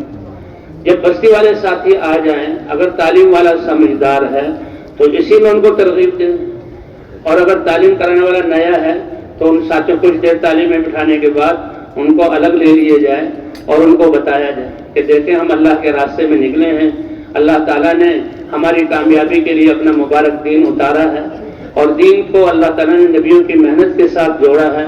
حضرات انبیاء کرام اللہ تعالیٰ نے بھیجے، آدم علیہ السلام اور نوح علیہ السلام سے لے کر حضرت محمد صلی اللہ علیہ وسلم تک. حضرات انبیاء کرام علم کے ساتھ آتے تھے لیکن تعلیم سے شروع نہیں کرتے تھے، پہلے لا الہ الا اللہ کی دعوت کے ذریعے اللہ کا تعارف کراتے تھے. قرآن پاک میں اللہ فرمانے والذین آمنوا اشد حبا للہ، جس نے اللہ کو پہچان لیا کہ سب کچھ ہے ہی اللہ کی ذات اور سب کچھ ہے ہی اللہ کا، پاؤں کے ناخن سے لے کر سر کے بال تک جسم کا ایک ایک عضو اور اس عضو کا ایک ایک ذرہ بنانے والے، جوڑنے والے، شکل دینے والی ذات کون سی ہے، اور اس کے زندگی کے نظام کو چلانے کے لیے ساری کائنات کو مسخر کرنے والی ذات کون سی ہے، اور لوٹ کر کس کی طرف جانا ہے، اللہ کی طرف جانا ہے۔ اللہ اکبر۔ تو اس لیے یہ فضائل ہیں۔ تو یہ تعلیم میں آخر میں 6 نمبروں کا مذاکرہ۔ 6 نمبر اسی لیے ہے کہ ہم یعنی ایمان یہ بنیادی چیز ہے، حضور صلی اللہ علیہ وسلم کی سنت، یہ حضور صلی اللہ علیہ وسلم کی سنت کے بغیر وہ عمل ادھورا ہے، اور پھر جو اللہ نے علم اتارا ہے علماء سے پوچھ کر اس علم کے مطابق عمل کرنا، جہالت کے ساتھ عمل کرنا اس کا اعتبار نہیں ہے۔ اور بھائی فضائل کے شوق میں عمل کرنا، تو اسی لیے فرماتے ہیں جو شوق سے کرے گا تو اللہ اس کے پورے فوائد عطا فرمائیں گے۔ اسی طرح ہمارے جہاں حضور صلی اللہ علیہ وسلم میرے اخلاق، اپنے اعمال کی حفاظت کے لیے اپنے اخلاق کا درست ہونا ضروری ہے۔ حضور نے فرمایا تم جانتے ہو کلاش اور دیوالیہ الگ کون ہوتا ہے، کہ صحابہ کرام کی یہ صفت تھی کہ یہ نہیں کہ جو مجھے پتا ہے وہ بتا دیں کہ اللہ و رسول عالم، اللہ اور اللہ کے رسول زیادہ جانتے ہیں، یعنی اللہ کے رسول کو اس بات بارے میں بتائیں گے۔ تو حضور صلی اللہ علیہ وسلم نے فرمایا میری امت کا مفلس وہ ہے جو قیامت میں پہاڑوں کے برابر نیکی لے جائے گا، پہاڑوں کے برابر نیکی لے جائے گا، لیکن اس نے کسی کو برا بلا گالی دی ہوگی اور کسی کو تھپڑ مارا ہوگا اور کسی کا حق دبایا ہوگا، تو وہاں تو یہ چیزیں اور اسباب جو ہمارے ساتھ نہیں ہوں گے، وہاں تو اعمال ہوں گے۔ اللہ ہم سب کی حفاظت فرمائے۔ حقوق والے جب حقوق کا مطالبہ کریں گے تو وہاں سکہ جو ہے اعمال کا ہے، اس کی نیکیاں اس کو دی جاتی رہیں گی۔ اور ایک تو مفلس ہوا ہے کہ پہاڑوں برابر جو نیکی دی گیا تھا، حقوق والے اتنی آئے، ان کو برا بلا کہا، ان کی غیبت کی اور ان پر ظلم کیا اور کیا کچھ کیا، اللہ ہم سب کی حفاظت فرمائے۔ ہاں اس لیے حضور نے فرمایا انما بعثت لاتمم مکارم الاخلاق، بہترین اخلاق کو زندہ کرنے کے لیے مجھے بھیجا گیا۔ فرمایا مجھے یا رسول اللہ قیامت میں سب سے قریب آپ کے کون ہوگا، تو جو سب سے زیادہ مجھ پر درود کرنے والا ہو اور جو سب سے زیادہ اچھے اخلاق والا ہو، سب سے زیادہ اچھے اخلاق والا ہو۔ فرمایا میری امت کا مفلس وہ ہے جو پہاڑوں برابر جو ہے نیکی لے کر جائے، حقوق والے آئیں گے، یہ وہاں تو کوئی اور سکہ ہوگا نہیں، اس کی نیکیاں ان کو دی جاتی رہیں گی، اور اس کی پہاڑوں برابر نیکیاں ختم، اور حقوق والے بھی کہیں گے اے اللہ اس نے ہم پر یہ ظلم کیا تھا، ہمارا حق یہ ہمارا تھا، تو ان کے گناہوں کو اس پر ڈال دیا جائے گا۔ تو اے اللہ ہم سب کی حفاظت فرمائے، اللہ ہم سب کی حفاظت فرمائے۔ تو یہ 6 نمبر کا مذاکرہ ہے اسی لیے کہ ہر عمل کے لیے یہ ضروری ہے، ہر عمل کے لیے ضروری ہے۔ تو اس طرح تعلیم ہے، تعلیم کے بعد جو 6 نمبر کا مذاکرہ ہے، ظہر کے بعد ساتھ ہی تعارفی بات ہو جائے، تعلیم کو عنوان بنا لیا جائے کہ بھئی ہمارے آنے کا مقصد کیا ہے، کہ اللہ تعالیٰ نے سارے انسانوں کی کامیابی اپنے مبارک دین میں رکھی ہے، اور دین کے زندہ ہونے کو اللہ نے نبیوں کی محنت کے ساتھ جوڑا ہے۔ 1,24,000 انبیاء آئے، علم لے کر آئے، دعوت دے کر ایمان کو بنایا اور پھر علم پر چلایا، اور اللہ فرماتے ہیں کہ ہم نے ایمان والوں کو زمین کا وارث بنایا۔ حضور صلی اللہ علیہ وسلم کی آمد پر اللہ تعالیٰ نے نبوت کا سلسلہ بند کر دیا، اب آپ کے بعد کوئی نبی نہیں آئے گا۔ ختم نبوت کی وجہ سے اللہ تعالیٰ نے یہ کام ہمیں عطا فرمایا، تو بھئی ان کو سمجھانا اور اس پر آمادہ کرنا۔ ظہر کے بعد یہاں جب ان سے مطالبہ کیا جائے کہ وہ ہمارے ساتھ جائیں اور گشتوں میں جائیں، اس کے بعد جو وقت بچے تو بھئی آپس میں مذاکرے کے لیے، آپس میں ساتھی جو ہے مذاکرہ، جو ہمارے اجتماعی اعمال ہیں ان کا مذاکرہ تو اجتماعی ہو۔ 6 نمبروں کا مذاکرہ ہو گیا، تعلیم کے آداب کا مذاکرہ ہو گیا، متکلم کیسے بات کرتا ہے، اور کچھ معاشرت کے یہاں امور بھی ہیں تو وہ 2 کی ساتھیوں کی جوڑی بنا دی جائے، وہ آپس میں 2 ساتھی ایک سیکھیں سکھائیں۔ ایک وقت ہے ہمارا عمومی گشت کا، یہ جو روزانہ ملاقاتیں کہتے ہیں کہ ایسے 3-4 گھنٹے ہماری ملاقاتیں ہوں، پھر 2.5-3 گھنٹے ہماری تعلیم ہو۔ اگر ہم اس محلے کے لوگ کہیں دوسری جگہ ہیں تو ان سے ملنے کے لیے ہم وہاں بھی جائیں اور ان سے جو ہے وہ ملاقات کریں۔ پھر ایک ہے عمومی گشت، یہ تو انفرادی طور پر ہم نے ملاقاتیں کی ہیں، اب جماعت کی صورت میں جو ہے لوگوں کے پاس جانا. کہتے عمومی گشت اس کام کی ریڑھ کی ہڈی کہ ریڑھ کی ہڈی پر جسم کی بنیاد ہوتی ہے, نچلا دھڑ بھی اوپر والا دھڑ بھی. تو جتنا ہمارا یہ عمومی گشت اصول اور آداب کے ساتھ ہوگا اتنا ہی ہماری تربیت ہوگی اور یہ کام محفوظ ہوگا. اس لیے بھائی عمومی گشت کے لیے ایسا وقت کہ جس میں لوگ اپنے جہاں مسجد سے باہر جائیں تو وہ لوگ اپنے اپنے مقام پر مل جائیں. اگر بازار کی مسجد ہے تو بازار والے عصر کے بعد تو بازار بند ہونا شروع ہو جاتا ہے. عصر سے پہلے گشت کر دیا, عصر کے بعد بیان ہو گیا. اور اگر جو ہے محلہ ہے تو عصر سے عام طور پر عصر کے بعد گشت ہے اور مغرب کے بعد بیان ہے. تو یہ گشت جو ہے یہ بڑا اہم عمل ہے. اس کے لیے اس کو ترغیب دی جائے. نماز اعلان ہو, اعلان بھی ہمارا ایک اہم عمل ہے. یہ اعلان ایسا ہے کہ پورے جو ہے میں نے کے خلاصے کو چند الفاظ میں بھائیوں دوستوں میری اور آپ کی اور سارے انسانوں کی کامیابی, دنیا اور آخرت کی دونوں جہانوں کی کامیابی اللہ نے اپنے مبارک دین میں رکھی ہے. اور دین کیا ہے کہ یعنی زندگی کو اللہ کے حکموں کے مطابق گزارنا. اب یہ دین ہماری زندگی میں آئے گا, اس کو اللہ تعالیٰ نے نبیوں کی محنت کے ساتھ جوڑا ہے. اور حضور صلی اللہ علیہ وسلم کی تشریف آوری پر نبوت کا دروازہ بند ہو گیا. اب اس محنت کو کام کون کرے گا؟ اللہ نے یہ محنت اس امت کو عطا فرمائی ہے. یہ اعلان ہو جائے اور اعلان کے بعد پھر ایک ساتھی جو ہے وہ گشت کے جو ہے آداب بیان کرے, ترغیب دے, نبیوں کے قصے بیان کیے جائیں اور اللہ کی جو منزل ہوئی وہ بیان کی جائے. اور اس کے بعد ان سے پوچھا جائے کہ کون کون جو ہے تیار ہے. جو تیار ہو جائیں ان کو آگے کر کے اسی وقت گشت کے آداب بیان ہو جائے یا پھر باہر بنا. یہ عمومی گشت ہوگا, یہ بھی جماعت کی صورت میں ہوگا. اب عمومی گشت کے وقت میں ایک ساتھی تو مسجد میں بیٹھ کر بات کرے گا کہ جو مسجد میں لوگ موجود ہیں ان کے ترغیب چلتی رہے اور ان کو نکلنے کی دعوت دی جاتی رہے اور اس کام کو سمجھایا جاتا رہے. اور ایک دو ساتھی جو ہیں وہ استقبال میں ہوں گے, اور وہ استقبال میں پہلے تو جو لوگ مسجد میں اپنے مصروف ہیں اپنے اوراد وظائف میں لگے ہوئے ان کو سلام پھیرتے, یہ نہیں کہ وہ مسجد سے نکل جائیں, ان کے پاس پہنچیں, دیکھیں دین کی بات ہو رہی ہے, آپ آگے بڑھ جائیں اور اس دین کی بات سنیں. اور استقبال کرنے والا جماعت جو ساتھیوں کو بھیجے گی آنے والوں کا استقبال کر کے وہ جو ہے اس بات میں بٹھائیں. تو عمومی گشت کہہ رہے ہیں ہم سب کا یہ ریڑھ کی ہڈی ہے. ہم سب کا یہ شوق ہونا چاہیے کہ میں عمومی گشت میں اللہ کے راستے میں نکلوں. ہمارے کام میں حضور صلی اللہ علیہ وسلم کی, ہمارے کام میں نبیوں کی جو کام عمل کے ساتھ مشابہت ہے وہ یہ عمومی گشت ہے. تو کوشش کریں گے بھائی سب جانے کی انشاءاللہ. ایک ساتھی بیٹھ کر بات کر رہا ہے, ایک دو ساتھی کو ذکر کے لیے بٹھایا جائے اور ایک ساتھی استقبال کے لیے ہو. جماعت جو نکلی ہے جماعت کی صورت میں کچھ مقامی ساتھی بھی ہوں, نصرت والے سادہ تعداد جو ہے ساتھی ہمارے جماعت والے ساتھیوں کی ہوں, دو تین ساتھی نصرت والے بھی لے لیے جائیں.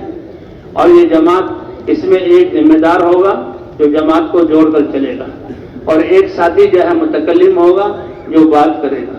ایک ساتھی سنجیدہ لوگوں میں سے رہبر ہوگا جو ہمارے ساتھ ہوگا.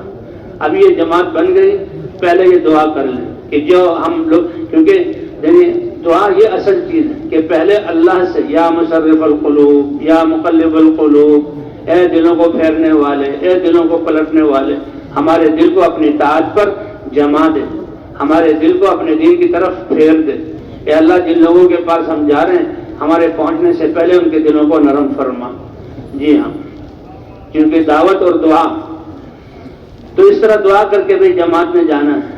یہ بیٹھنے والا ساتھی تو اب ترغیب دے رہا ہے, استقبال والے استقبال میں ہیں, ایک دو ساتھی ذکر میں بھی ہوں. حضرات انبیاء کرام کی تو روحانیت ایسی ہوتی تھی کہ زمین پر ہوتے ہوئے ان کا دل عرش سے لگا ہوا ہوتا تھا. بھائی ہم کمزور لوگ ہیں, اس لیے ایک دو ساتھی ذکر میں جو ذکر کرنے والے تسبیح پڑھتے رہیں, قرآن پاک کی تلاوت اور دعاؤں میں لگے رہیں. ابھی جماعت ہے, جماعت میں ایک ذمہ دار جو جماعت کو جوڑ کر چلے گا, اور ایک ساتھی رہبر ہوگا جو مناسب اور بستی والوں میں سے ہوگا, اور ایک ساتھی متکلم ہوگا. دعا مانگ کر یہ جماعت چلے گی. راستے کے دائیں طرف چلیں گے, یہ راستے کی سنت ہے, اور دو دو ہو کر چلیں گے. لیکن راستہ تنگ ہو تو وہی ایک ایک ہو کر چلیں گے. اور چلتے ہوئے گھر آیا ہے تو محلہ ہے, گھروں میں ملاقات کرنی ہے, یا بازار ہے دکانوں میں ملاقات کرنی ہے. تو گھر آیا ہے, گھر کا دروازہ, تو ہم ایسے ایک کنارے پر کھڑے ہو جائیں کہ دروازہ کھلنے پر ہماری نظر گھر کے اندر نہ جائے، کیونکہ نظر گھر کے اندر چلے جانا ایسا ہی جرم ہے جیسے غیر محرم اور دوسرے لوگوں کے گھر میں اندر داخل ہو جانا، یہ تو مسلمانوں کے لیے روا نہیں ہے۔ تو پہلے سے کھڑے ہوں۔ اب جو ساتھی اگر باہر آئے تو جو رہبر ہیں، دیکھو بھائی یہ ہمارے بھائی مسجد سے آپ سے ملنے آئے ہیں اور بڑی اہم بات کرنے کے لیے ان کی بات کو سن لو۔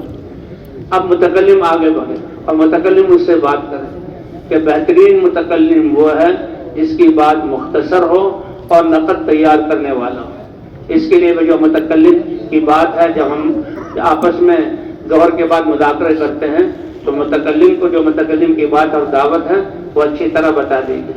متکلم یہی بات کرے کہ دیکھو اللہ تعالیٰ نے عنوان یہی ہے، اللہ تعالیٰ نے دونوں جہانوں کی کامیابی اپنے دین میں رکھی ہے، اور دین کا ہماری زندگیوں میں آنا اللہ نے اس کو نبیوں کی محنت سے جوڑا ہے، اور حضرت محمد صلی اللہ علیہ وسلم کے ختم نبوت کی وجہ سے اللہ نے یہ محنت ہمیں عطا فرمائی، اور ہم سب آپ کو لینے کے لیے آئے ہیں۔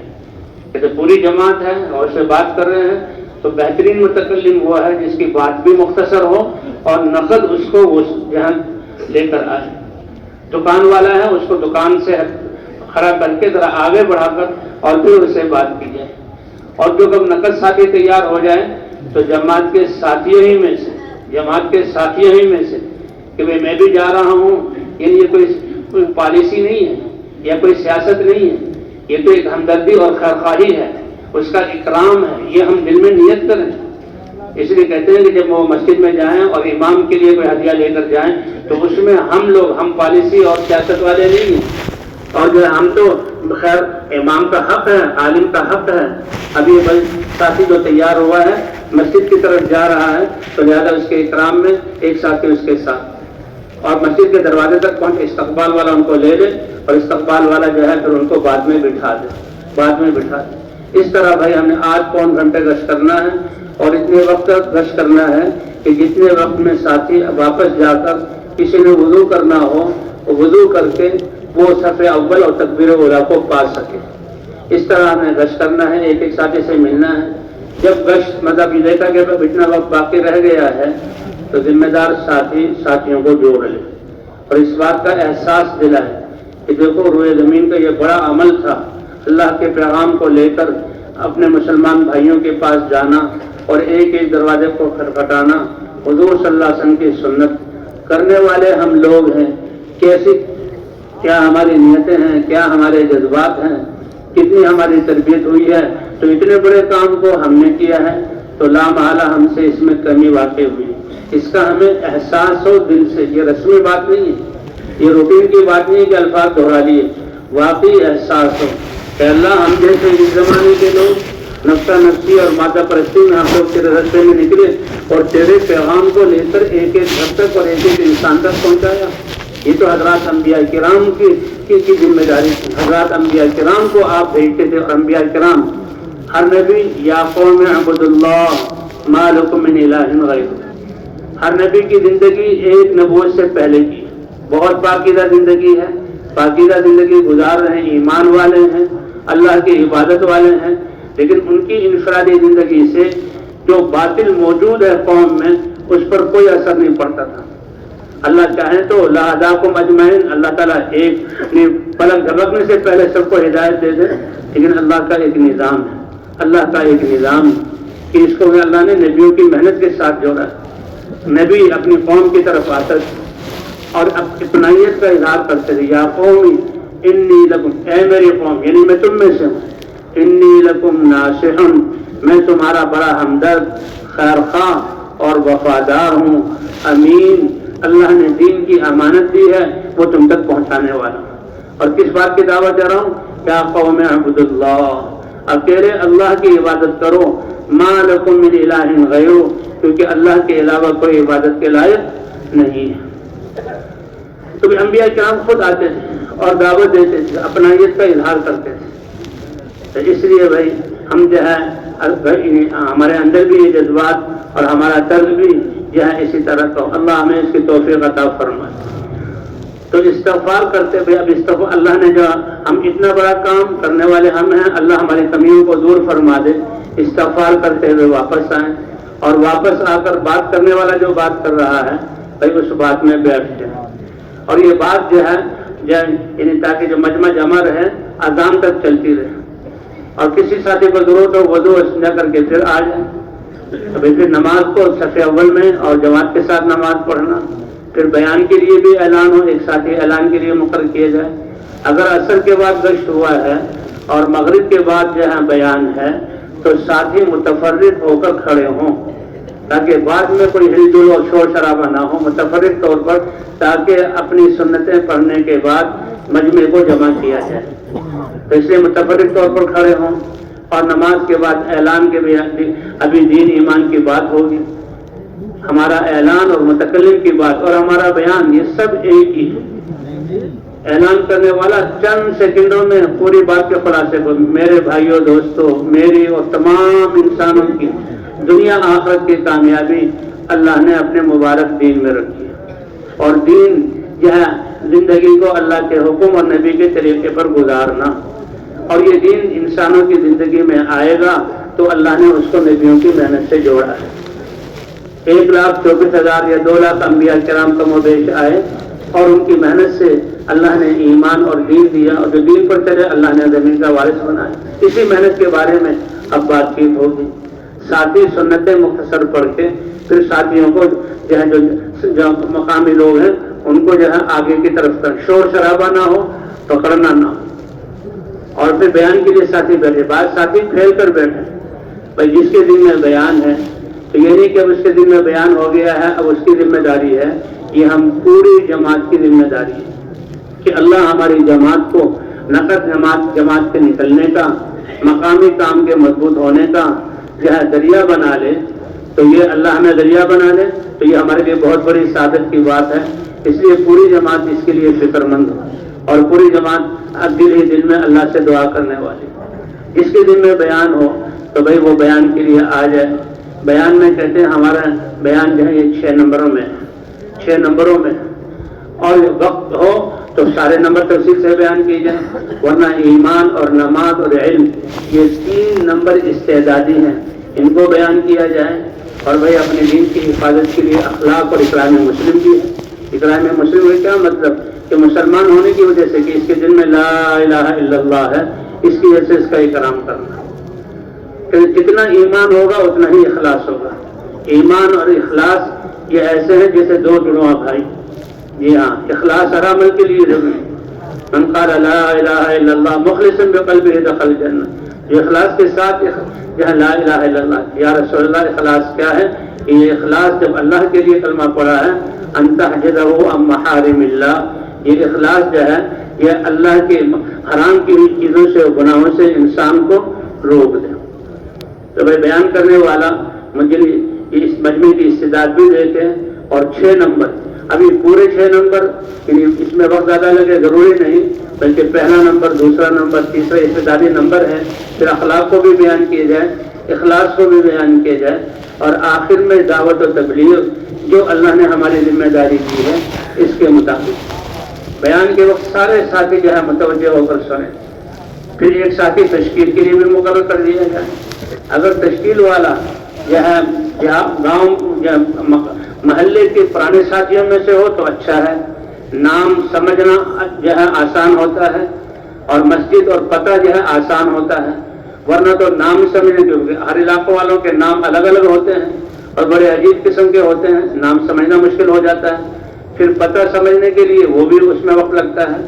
تو اگر علاقے کا ساتھی ہو تو یہ زیادہ اچھا ہے. اس کی کوشش کریں گے بھائی انشاءاللہ. بیان کیا جائے، 6 نمبروں میں بیان کیا جائے، اور اس پہ پورا زور لگایا جائے. کہتے ہمارے ہر مسجد میں آنا جو ہے ہمارا اسی نیت سے ہو کہ نقد اللہ کے راستے میں 3 چلے کی جماعت نکالنی. پہلا جو ہے ہدف ہمارا یہ ہے. اور دوسرا مقامی کام جماعت بنی ہوئی ہے تو اس کو مضبوط کرنا ہے. کیا مطلب مضبوط کرنا؟ کہ جو ساتھی اعمال کو کر رہے ہیں مزید ان کو وقت دینے اور قربانیوں پر ابھارنا ہے، اور جو ساتھی یہاں نہیں لگے گا ان کو لگانا ہے.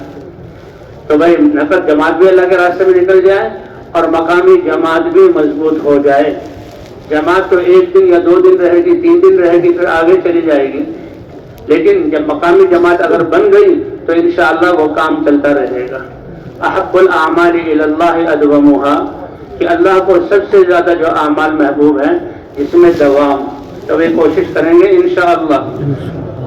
اب جن ساتھیوں کے نام آئے اب ان کی وصولی، ان کو الگ لے کر بیٹھنا، اب ان کی نقد وصولی، اب بہتر یہ ہے کہ اسی وقت ان کی وصولی کی جائے اور ان کے بستر مسجد میں آ جائیں، ان کی وصولی کے لیے ساتھی ہمارے ساتھ جائیں۔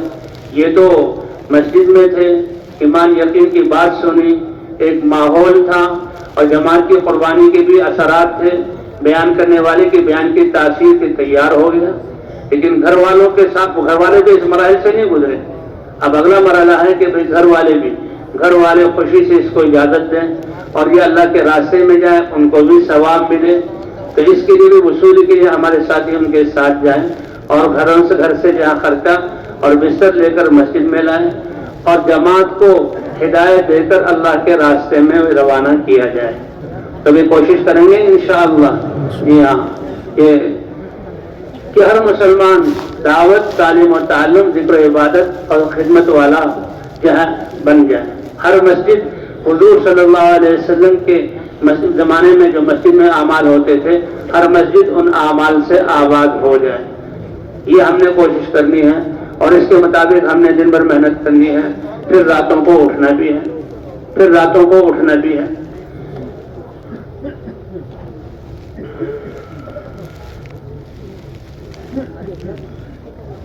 حضور صلی اللہ علیہ وسلم کی مسجد خالی نہیں ہوتی تھی، مسجد بھری ہوتی تھی، دن میں بھی صحابہ کرام دعوت بھی ہو رہی ہے، تعلیم و تعلم بھی ہو رہا ہے، عبادت بھی ہو رہی ہے، اور راتوں کو بھی کہتے ہیں آدھی رات کو اذان ہوتی تھی کہ جو شروع سے اب تک موجود ہیں یہ گھروں کو چلے جائیں اور جو گھروں میں ہیں یہ جو ہے مسجد میں آ جائیں۔ تو اس لیے جو ہے اللہ کے راستے میں نکل کر راتوں کو اٹھنا، اللہ نے تتجافى جنوبهم عن المضاجع يدعون ربهم خوفا وطمعا ومما رزقناهم ينفقون، کہ ان کے پہلو اپنی خوابگاہوں سے جدا رہتے ہیں اور وہ کھڑے ہو کر اللہ کی عبادت کرتے ہیں، اپنے رب کو پکارتے ہیں اللہ سے ڈرتے ہوئے اور اللہ سے جو ہے ثواب اور کامیابی کی امید رکھتے ہوئے، اور جو کچھ ہم نے دیا ہے وہ اس میں سے خرچ کرتے ہیں۔ تو تہجد کا بھی اہتمام ہو، ہمارے سارے ساتھی تہجد کا اہتمام کریں۔ کوشش یہ کی جائے کہ یہ سارے تقاضے ایک ہی دن میں پورے ہو جائیں تو بہت اچھا ہے۔ جی ہاں، ملاقاتیں بھی ہو گئیں اور ان کو نیتیں بھی کرا لی، بیان کے بعد جماعت بھی تیار ہو گئی اور جماعت کو ہدایت دے کے اللہ کے راستے میں روانہ کر دیا۔ اگر ایک دن میں نہ ہو تو دوسرا دن بھی ہو جائے، اگر دوسرے دن میں تیسرا دن، بھائی اس سے زیادہ جو ہے وہاں نہ ٹھہرے، تو بھی کوشش کریں گے انشاءاللہ۔ اللہ اکبر۔ تو اس طرح جو ہے کہتے ہیں اسی لیے جب ہم وہاں پہنچیں اور ساتھی جمع ہو جائیں، کون سی مسجد میں جانا ہے تو وہاں سے مسجدوں کے حالات لے لیں اور ہم اپنے ساتھیوں کے اپنے حالات بتا دیں، اور دونوں کے مشورے سے جماعت والے جو ہیں وہ مساجد کو متعین کریں اور دیکھیں ہمارے سامنے تو ایک ہدف ہے، اور ہدف کیا ہے کہ 100% لوگوں سے ملاقات ہو جائے، اور ہدف یہ ہے کہ مقامی جماعت مضبوط بن جائے، اگر جماعت بنی ہوئی ہے تو اس میں قوت آ جائے، ساتھی قربانیوں میں آگے بڑھیں اور نقد اللہ کے راستے میں چلے اور 3 چلے کی جماعت نکل جائے۔ وہ تو کہتے ہیں کہ ہر گش سے ہم نے یہ نیت کرنی ہے کہ 3 چلے کی جماعت نقد نکل جائے، اور جماعت نقد نکال کر پھر ہم آگے جائیں۔ تو اللہ تعالیٰ نے اللہ تعالیٰ ہمیں ہمارے اس نکلنے کو قبول فرمائے۔ اللہ تعالیٰ نے اس لغدوۃ فی سبیل اللہ اور روحۃ خیر من الدنیا وما فیہا، ایک صبح یا ایک شام ایک آدمی کو دنیا اور جو کچھ دنیا میں ہے سب کی، جب سے دنیا بنی اور جب ختم ہوگی سب کا سب مل جائے، اس کی اتنی قیمت نہیں ہے، کیونکہ یہ دنیا تو فنا ہو جانے والی ہے، جتنی قیمت اللہ کے راستے میں ایک صبح یا ایک شام کا لگا ہے۔ سلیمان علیہ السلام تخت ان کا ہے، اللہ نے ان کو بادشاہت دی تھی، انہیں دعا کی، وہ یہ ہوا تھا کہ وہ ان کے پاس کچھ گھوڑے آئے تھے، ان گھوڑوں کے دیکھنے میں دیکھ بھال میں لگے تو عبادت میں تاخیر ہو گئی۔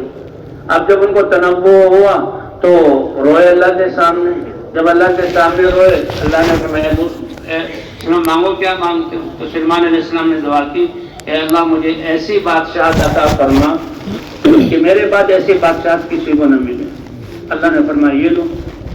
ہمارے حاجی صاحب فرمایا کرتے تھے کہ حضرت موسیٰ علیہ السلام کوہ طور پر آئے اور اللہ نے عصا کا اس کو چھوڑ دو اور پکڑ دو اور سانپ بنا، ایک معجزہ بنا دے کر کہ دیکھو یہ عصا جب تک 10 سال تک تم نے اس کو استعمال کیا تو اس کا نفع وہ تھا جو ہر لاٹھی والے کے لیے لاٹھی کا نفع ہوتا ہے، لیکن جب تم نے اللہ کے امر پر اس کو پکڑنا اور اللہ کے امر پر چھوڑنا تو یہ ایسا معجزہ کسے کہتے ہیں کہ انسان جنات فرشتے مل کر جو نہ کر سکیں اللہ اپنی قدرت سے وہ اپنے نبی کو کر کے دکھلا دے، یہ معجزہ بن گیا۔ فرمایا اسی طرح یہ ہماری دکانیں، ہمارے دفاتر، ہمارے کاروبار، یہ ہمارے کھیت یہ موسیٰ علیہ السلام کے عصا کی طرح ہیں، 5 دفعہ چھڑوا کر ہمیں اللہ اپنے گھر کی طرف بلاتے ہیں۔ کتنی بڑی بات ہے یہ نمازیں تو جو کہ انسان کو عبادت کے لیے پیدا کیا اور اللہ نے اپنے نبی کو اپنے دربار میں بلایا، اہم اور خاص چیز گھر بلا کر اور بڑی جہاں راز کے ساتھ دی جاتی ہے، تو اللہ نے اپنے عرش پر بلا کر وہاں 50 نمازیں عطا کی۔ کتنی نمازیں عطا کی؟ 50۔ موسیٰ علیہ السلام کے پاس سے گزرے، ہاں اے محمد صلی اللہ علیہ وسلم کیا ہوا تمہاری امت کے ساتھ معاملہ؟ کہ اللہ نے 50 نمازیں دی، جاؤں گا امت کے پاس اور کہوں گا 50 نمازیں پڑھو، تو مجھے 50 نمازیں ہوں تو نماز عبادت کے علاوہ پھر ہم کسی اور چیز میں لگ سکتے ہیں؟ اب ہم اللہ کی عبادت کر رہے ہیں تو رزق کون دے گا؟ اب رزق ضروری نہیں کہ اس لیے کھیت کیے جائیں اور گندم کاٹے جائیں اور بازار سے جائیں وہ پیسے کمائے جائیں، وہ اللہ جو اپنی ترتیب اپنے نظام سے ایسا کر رہا ہے وہ اللہ میری براہ راست ان کے رزق کا انتظام کر سکتا ہے، ان کے رزق کا۔ جیسے کہ اللہ تعالیٰ نے اصحاب کہف کے نوجوانوں کو 309 سال سلایا، کروٹیں بدلی اور بغیر کھلائے پلائے اللہ نے ان کی زندگی کو باقی رکھا۔ وَتَرَى الشَّمْسَ إِذَا طَلَعَتْ تَزَاوَرُ عَنْ كَهْفِهِمْ ذَاتَ الْيَمِينِ وَإِذَا غَرَبَتْ تَقْرِضُهُمْ ذَاتَ الشِّمَالِ وَهُمْ فِي فُجُورٍ مِّنْهُ۔ 6 نوجوان تھے اپنے ایمان کی حفاظت کے لیے کہ بادشاہ ہمیں جو ہے وہ بادشاہ نے دھمکی دی تھی کہ اگر تم ایمان کو نہیں چھوڑو گے اور مجھے بڑا نہیں مانو گے، میرے نظام کو نہیں مانو گے تو تمہیں سزائیں دوں گا۔ تو یہ نوجوان بچے کہ کہیں ایسا نہ ہو کہ ایمان کے بارے میں ہمارے کچھ جو ہے گستاخی ہو جائے، اپنے ایمان کی حفاظت کے لیے نکلے، صرف اپنے ایمان کی حفاظت کے لیے۔ چلتے ہوئے ایک چرواہا تھا جو بکری چرا رہا تھا، اس نے کہا بھائی کہ کہاں جا رہے ہو؟ تم تو بڑے یعنی پوشاک کے لحاظ سے شاہی لوگ معلوم ہوتا ہے۔ ہاں ہم شاہی لوگ ہیں لیکن اپنے ایمان کی حفاظت کے لیے نکلے۔ فرمایا پھر تو تم بڑے روحانی لوگ ہو اور بڑے اونچے لوگ۔ ایک دیہاتی ہے بکری چرانے والا، اور آپ کا حق یہ ہے کہ ہم آپ کے ساتھ ہو جائیں۔ تو اس نے جو ہے وہ بکریاں چھوڑی اور وہ ساتھ ہو گیا۔ ہاں اس کا کتا تھا وہ اس کے ساتھ ہو گیا، تو وہ ساتھ ہوا۔ تو اللہ نے کیا 309 سال تک ان کو سلایا۔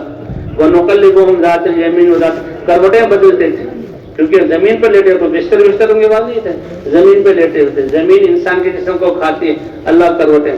اور سورج نکلتا ہے، یہ غار تھی اور سورج غروب ہوتے ہوئے اور یا نکلتے ہوئے کرنیں کا روشنی تو اندر آتی تھی، لیکن وہ کرنیں جو انسان کو تکلیف پہنچائیں اس سے اللہ نے ان کی حفاظت کی۔ اور 309 سال کے بعد وہ اٹھے، کہ ہم کتنا ٹھہرے کہ لبسنا یومن او بعد یوم۔ انہوں نے دیکھا جب ہم لیٹے تھے تو سورج کہاں تھا، سائے کیسے تھے، اور اب بدل گیا ہے، تو یہ گویا کہ یا تو پورا دن ہے یا دن کا کچھ حصہ ہے۔ لیکن اللہ کیا فرمایا کہ ہم نے تمہیں 309 سال، تو اللہ کیسے قدرت والے، اللہ کیسے قدرت والے، اپنے ایمان کی حفاظت کے لیے نکلے۔ اس پر اللہ نے اپنی قدرت یعنی قدرت کا یہ اظہار کیا۔ تو بھائی ہم تو حضور صلی اللہ علیہ وسلم کی محنت، ہمارا مقصود تو پوری انسانیت ہے کہ اللہ پوری امت مسلمہ تقوی والی زندگی والی ہو جائے، اور امت مسلمہ کا ہر فرد دعوت، تعلیم، ذکر و عبادت اور خدمت کہ جن اعمال کے ذریعے حضور نے صحابہ کی تربیت کی، ہر امت کا فرد مرد بھی اور عورتیں بھی ان اعمال والی ہو جائیں۔ کیوں اس سے اونچی نیت ہو سکتی ہے؟ اللہ اکبر، کتنی بڑی نیت! وہ اپنے ایمان کی حفاظت کی، لیکن اللہ نے اتنا بڑا قدرت کا اظہار کیا۔ اور یہ ہم امت پوری انسانیت اور قیامت تک آنے والی نسلوں کے لیے اس کا تو کوئی مقابلہ کر ہی نہیں سکتا۔ اس لیے اللہ تعالیٰ نے ہمیں کنتم خیر امت، تم بہترین امت ہو کہ سارے انسانوں کی نفع رسانی کے لیے نکالے گئے ہو۔ اور وہ نفع رسانی خود اللہ نے بیان کی، کیا ہے؟ تأمرون بالمعروف وتنہون عن المنکر، نیکیوں کا حکم کرو گے کہ نیکیوں کے تمہاری زندگی میں آنے سے تمہاری زندگی منور اور خوشبودار اور جو ہے بہت خوبصورت زندگی بنے گی، اور گناہوں کی نحوست اور سیاہی اور بدبو اس سے، کیونکہ جب فرشتہ آتا ہے اور روح کو نکالتا ہے تو جو ایمان اور اعمال والا ہے اور دعوت دینے والا، تو یہ روح نورانی اور چمکدار اور خوشبودار ہوتی ہے، اور وہ فرشتے استقبال کرتے ہیں اور اللہ کے دربار میں اس کو لے جاتے ہیں۔ تو اس لیے بھائی حضور صلی اللہ علیہ وسلم کے ختم نبوت کی وجہ سے اللہ تعالیٰ نے ہمیں یہ 3 صدیوں تک یہ امت اس محنت کو لے کر چلتی رہی۔ مدینہ منورہ سے نکلے، مدینہ منورہ سے نکل کر شام کی طرف اور پھر یہ مصر کی طرف پورا افریقہ، صحابہ کرام نے پورے افریقہ کو روندا اور ان تک دعوت پہنچائی۔ حضرت عقبہ ابن نافع رضی اللہ تعالیٰ عنہ، ان کے ساتھ لشکر تھا پورا، اکیلے نہیں تھے، پورے افریقہ کو کراس کرتے ہوئے اب چلتے جا رہے ہیں۔ اب دیکھا کہ آگے زمین ختم اور سمندر آ گیا، زمین ختم سمندر آ گیا، اور اس سے پہلے ایک سمندر کو پار کر کے آ گئے۔ اب زمین ختم ہے تو اپنے گھوڑے کو کنارے تک لائے اور اپنے گھوڑے کو سمندر میں ڈالا، اور جب پانی گھوڑے کی گردن تک پہنچا تو آسمان کی طرف دیکھا۔ اللہ ہمیں بھی وہ جذبات عطا فرما دے کہ پوری دنیا کی انسانوں کی نیت اور قیامت تک آنے والی نسلوں کی حضور کی ختم نبوت کی وجہ سے اللہ نے ہمیں یہ اعزاز دیا ہے۔ ورنہ پہلی امتیں تو بس خود اپنا دین پر چلو، ہاں دینی غیرت کی وجہ سے نافرمانی کو برداشت نہ کرو، یعنی نافرمانی ہوتی رہے اور خاموش بیٹھے رہے، یہ پہلی امتوں کے سے بھی اللہ کو برداشت نہیں تھا۔ اللہ نے حکم فرمایا، اے جبرائیل فلاں بستی کو الٹ دو۔ جبرائیل علیہ السلام نے کہا، اے اللہ الٹ تو دوں، لیکن اس میں تو ایک ایسا تیرا عبادت گزار ہے ہر وقت تیری عبادت میں لگا ہوا۔ اللہ نے فرمایا اسی کے سر پر پلٹو، یعنی اللہ کا اتنا غصہ، اور بتایا کہ دیکھو یہ خود اکیلا میری عبادت کر رہا ہے اور اس کے سامنے یہ نافرمانیاں ہو رہی ہیں، حالانکہ پہلی امت میں سے، لیکن میری نافرمانی، میں اس کو اتنی غیرت نہیں آئی کہ میرے رب کی نافرمانی، جس کی میں عبادت کر رہا ہوں، جس کی رضا چاہ رہا ہوں، اس کی نافرمانی ہو رہی ہو، اس کے چہرے کا رنگ بدل جائے۔ اللہ نے تو ہماری یہ ذمہ داری بنائی ہے، کہ اللہ نے ہماری یہ ذمہ داری بنائی ہے، تم بہترین امت ہو کہ سارے انسانوں کے نفع رسانی کے لیے نکالے گئے۔ تو گزارش یہ ہے کہ ذرا استنجے کے لیے جانا ہے، میں نے تشریف رکھیں، پھر انشاءاللہ حاضر ہوتے ہیں۔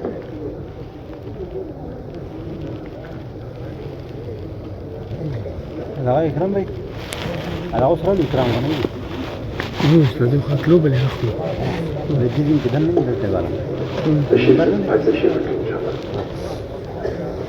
فكر ولا شيء كان خالص كان خالص فكر ولا دي تعالى من برسا هذه دي خارج كده انا ما نقدر نحكي ده بدي بار بكران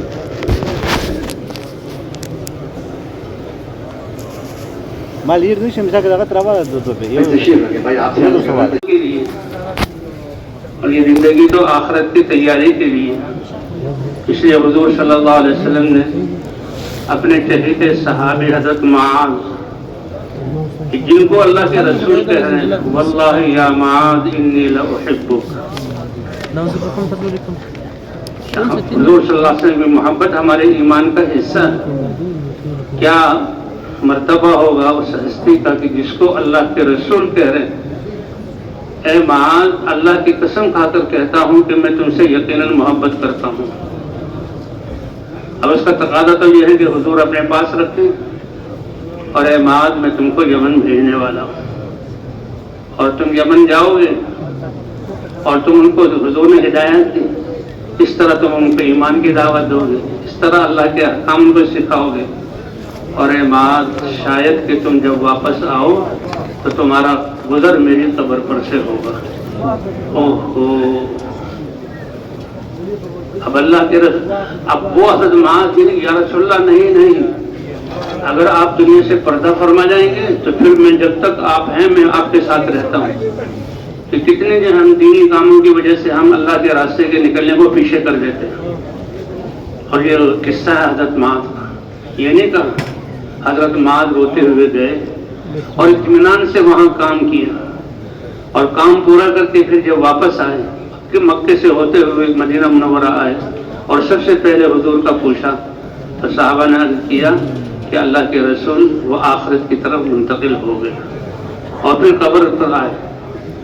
تو اسی طرح باقی صحابہ، صحابہ کے لیے سب سے مشکل حضور کی زیارت، حضور کی پیش نماز اور حضور پر اترنے والے علم کو حاصل کرنا، اور پھر امت کی طرف قیامت تک آنے والے انسانوں کی طرف اس علم کے منتقل ہونے کا ذریعہ بننا، اس کو بھی قربان کیا صحابہ نے، اور جو ہے وہ لوگوں کو اللہ کی طرف بلانے کے لیے، جہنم سے بچانے کے لیے، اللہ کی ناراضگی نکالنے کے لیے نکلے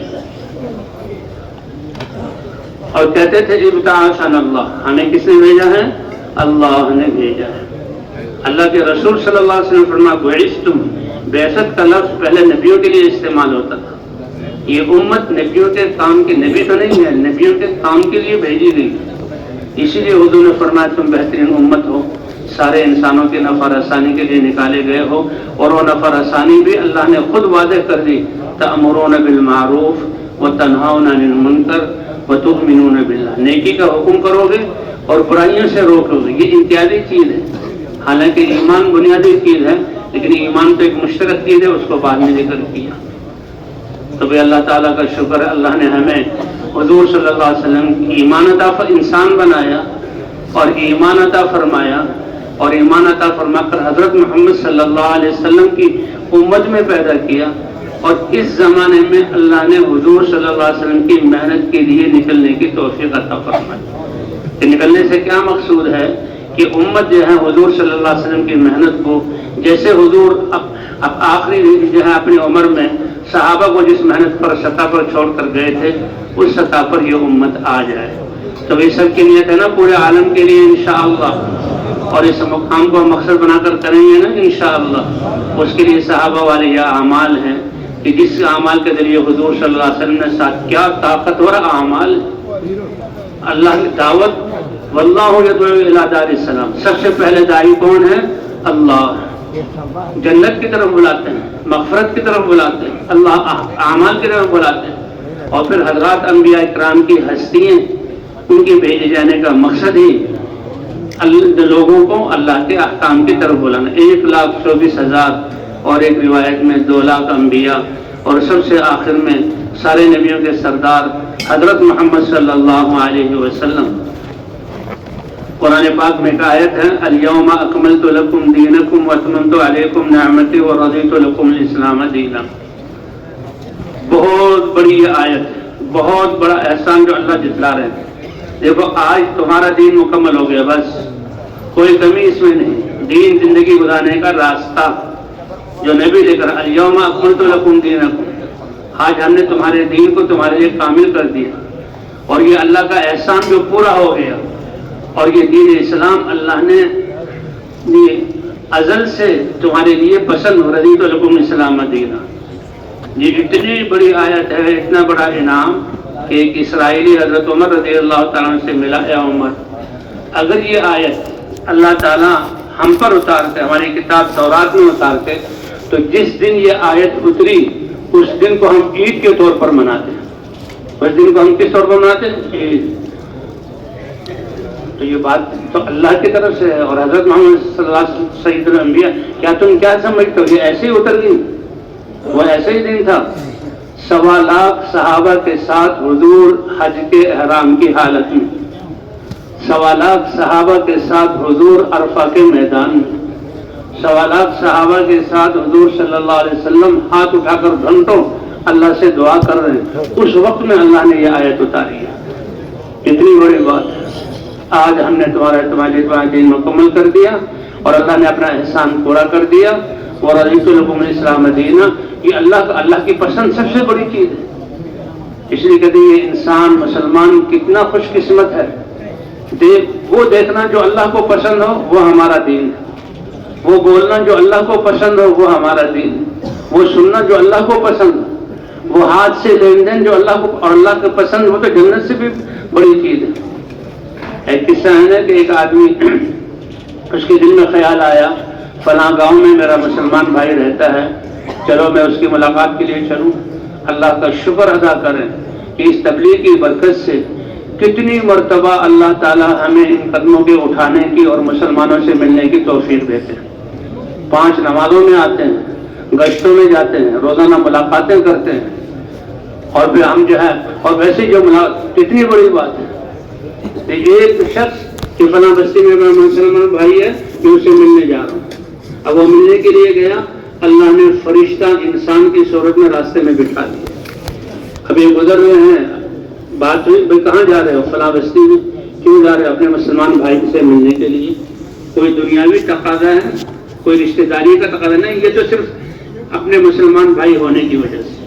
تو فرشتے نے خوشخبری سنائی, فرمایا طبتا, اس مبارک نیت اور چند قدم کے اٹھانے کی مشقت کی وجہ سے اللہ نے تمہیں پاکیزہ کر دیا. اللہ تعالیٰ کامل ایمان والوں کو اور اول وہلہ میں جنت میں داخل ہونے والوں کیا فرمایا؟ تم پاکیزہ بن کر آئے ہو. اللہ نے ہمیں زندگی دے کر بھیجا ہے آخرت کی تیاری کے لیے, آسائشوں کے لیے نہیں. یہ دنیا مزے پورا ہونے کے مزے پورا کرنے کی جگہ ہے ہی نہیں. اور جو اس میں زندگی کو مزے پورا کرنے کی کوشش میں لگائے گا تو جو اللہ نے لکھا ہے وہ ملے گا, اور یہ گھاٹے والا. قل هل ننبئكم بالاخسرین اعمالا, کیا میں تمہیں نہ بتلاؤں جو بہت زیادہ اپنی زندگی اور جان اور مال کی بازی ہارنے والے ہیں اور ان کو کوئی فائدہ نہیں. وہ کون ہے؟ الذین ضل سعیهم فی الحیات الدنیا. وہ دعوے تو یہ کرتے تھے کہ ہم جیسا کوئی جو ہے ہم محنت کریں, ہم نے ستاروں پر کمندیں ڈال دی, ہم فلاں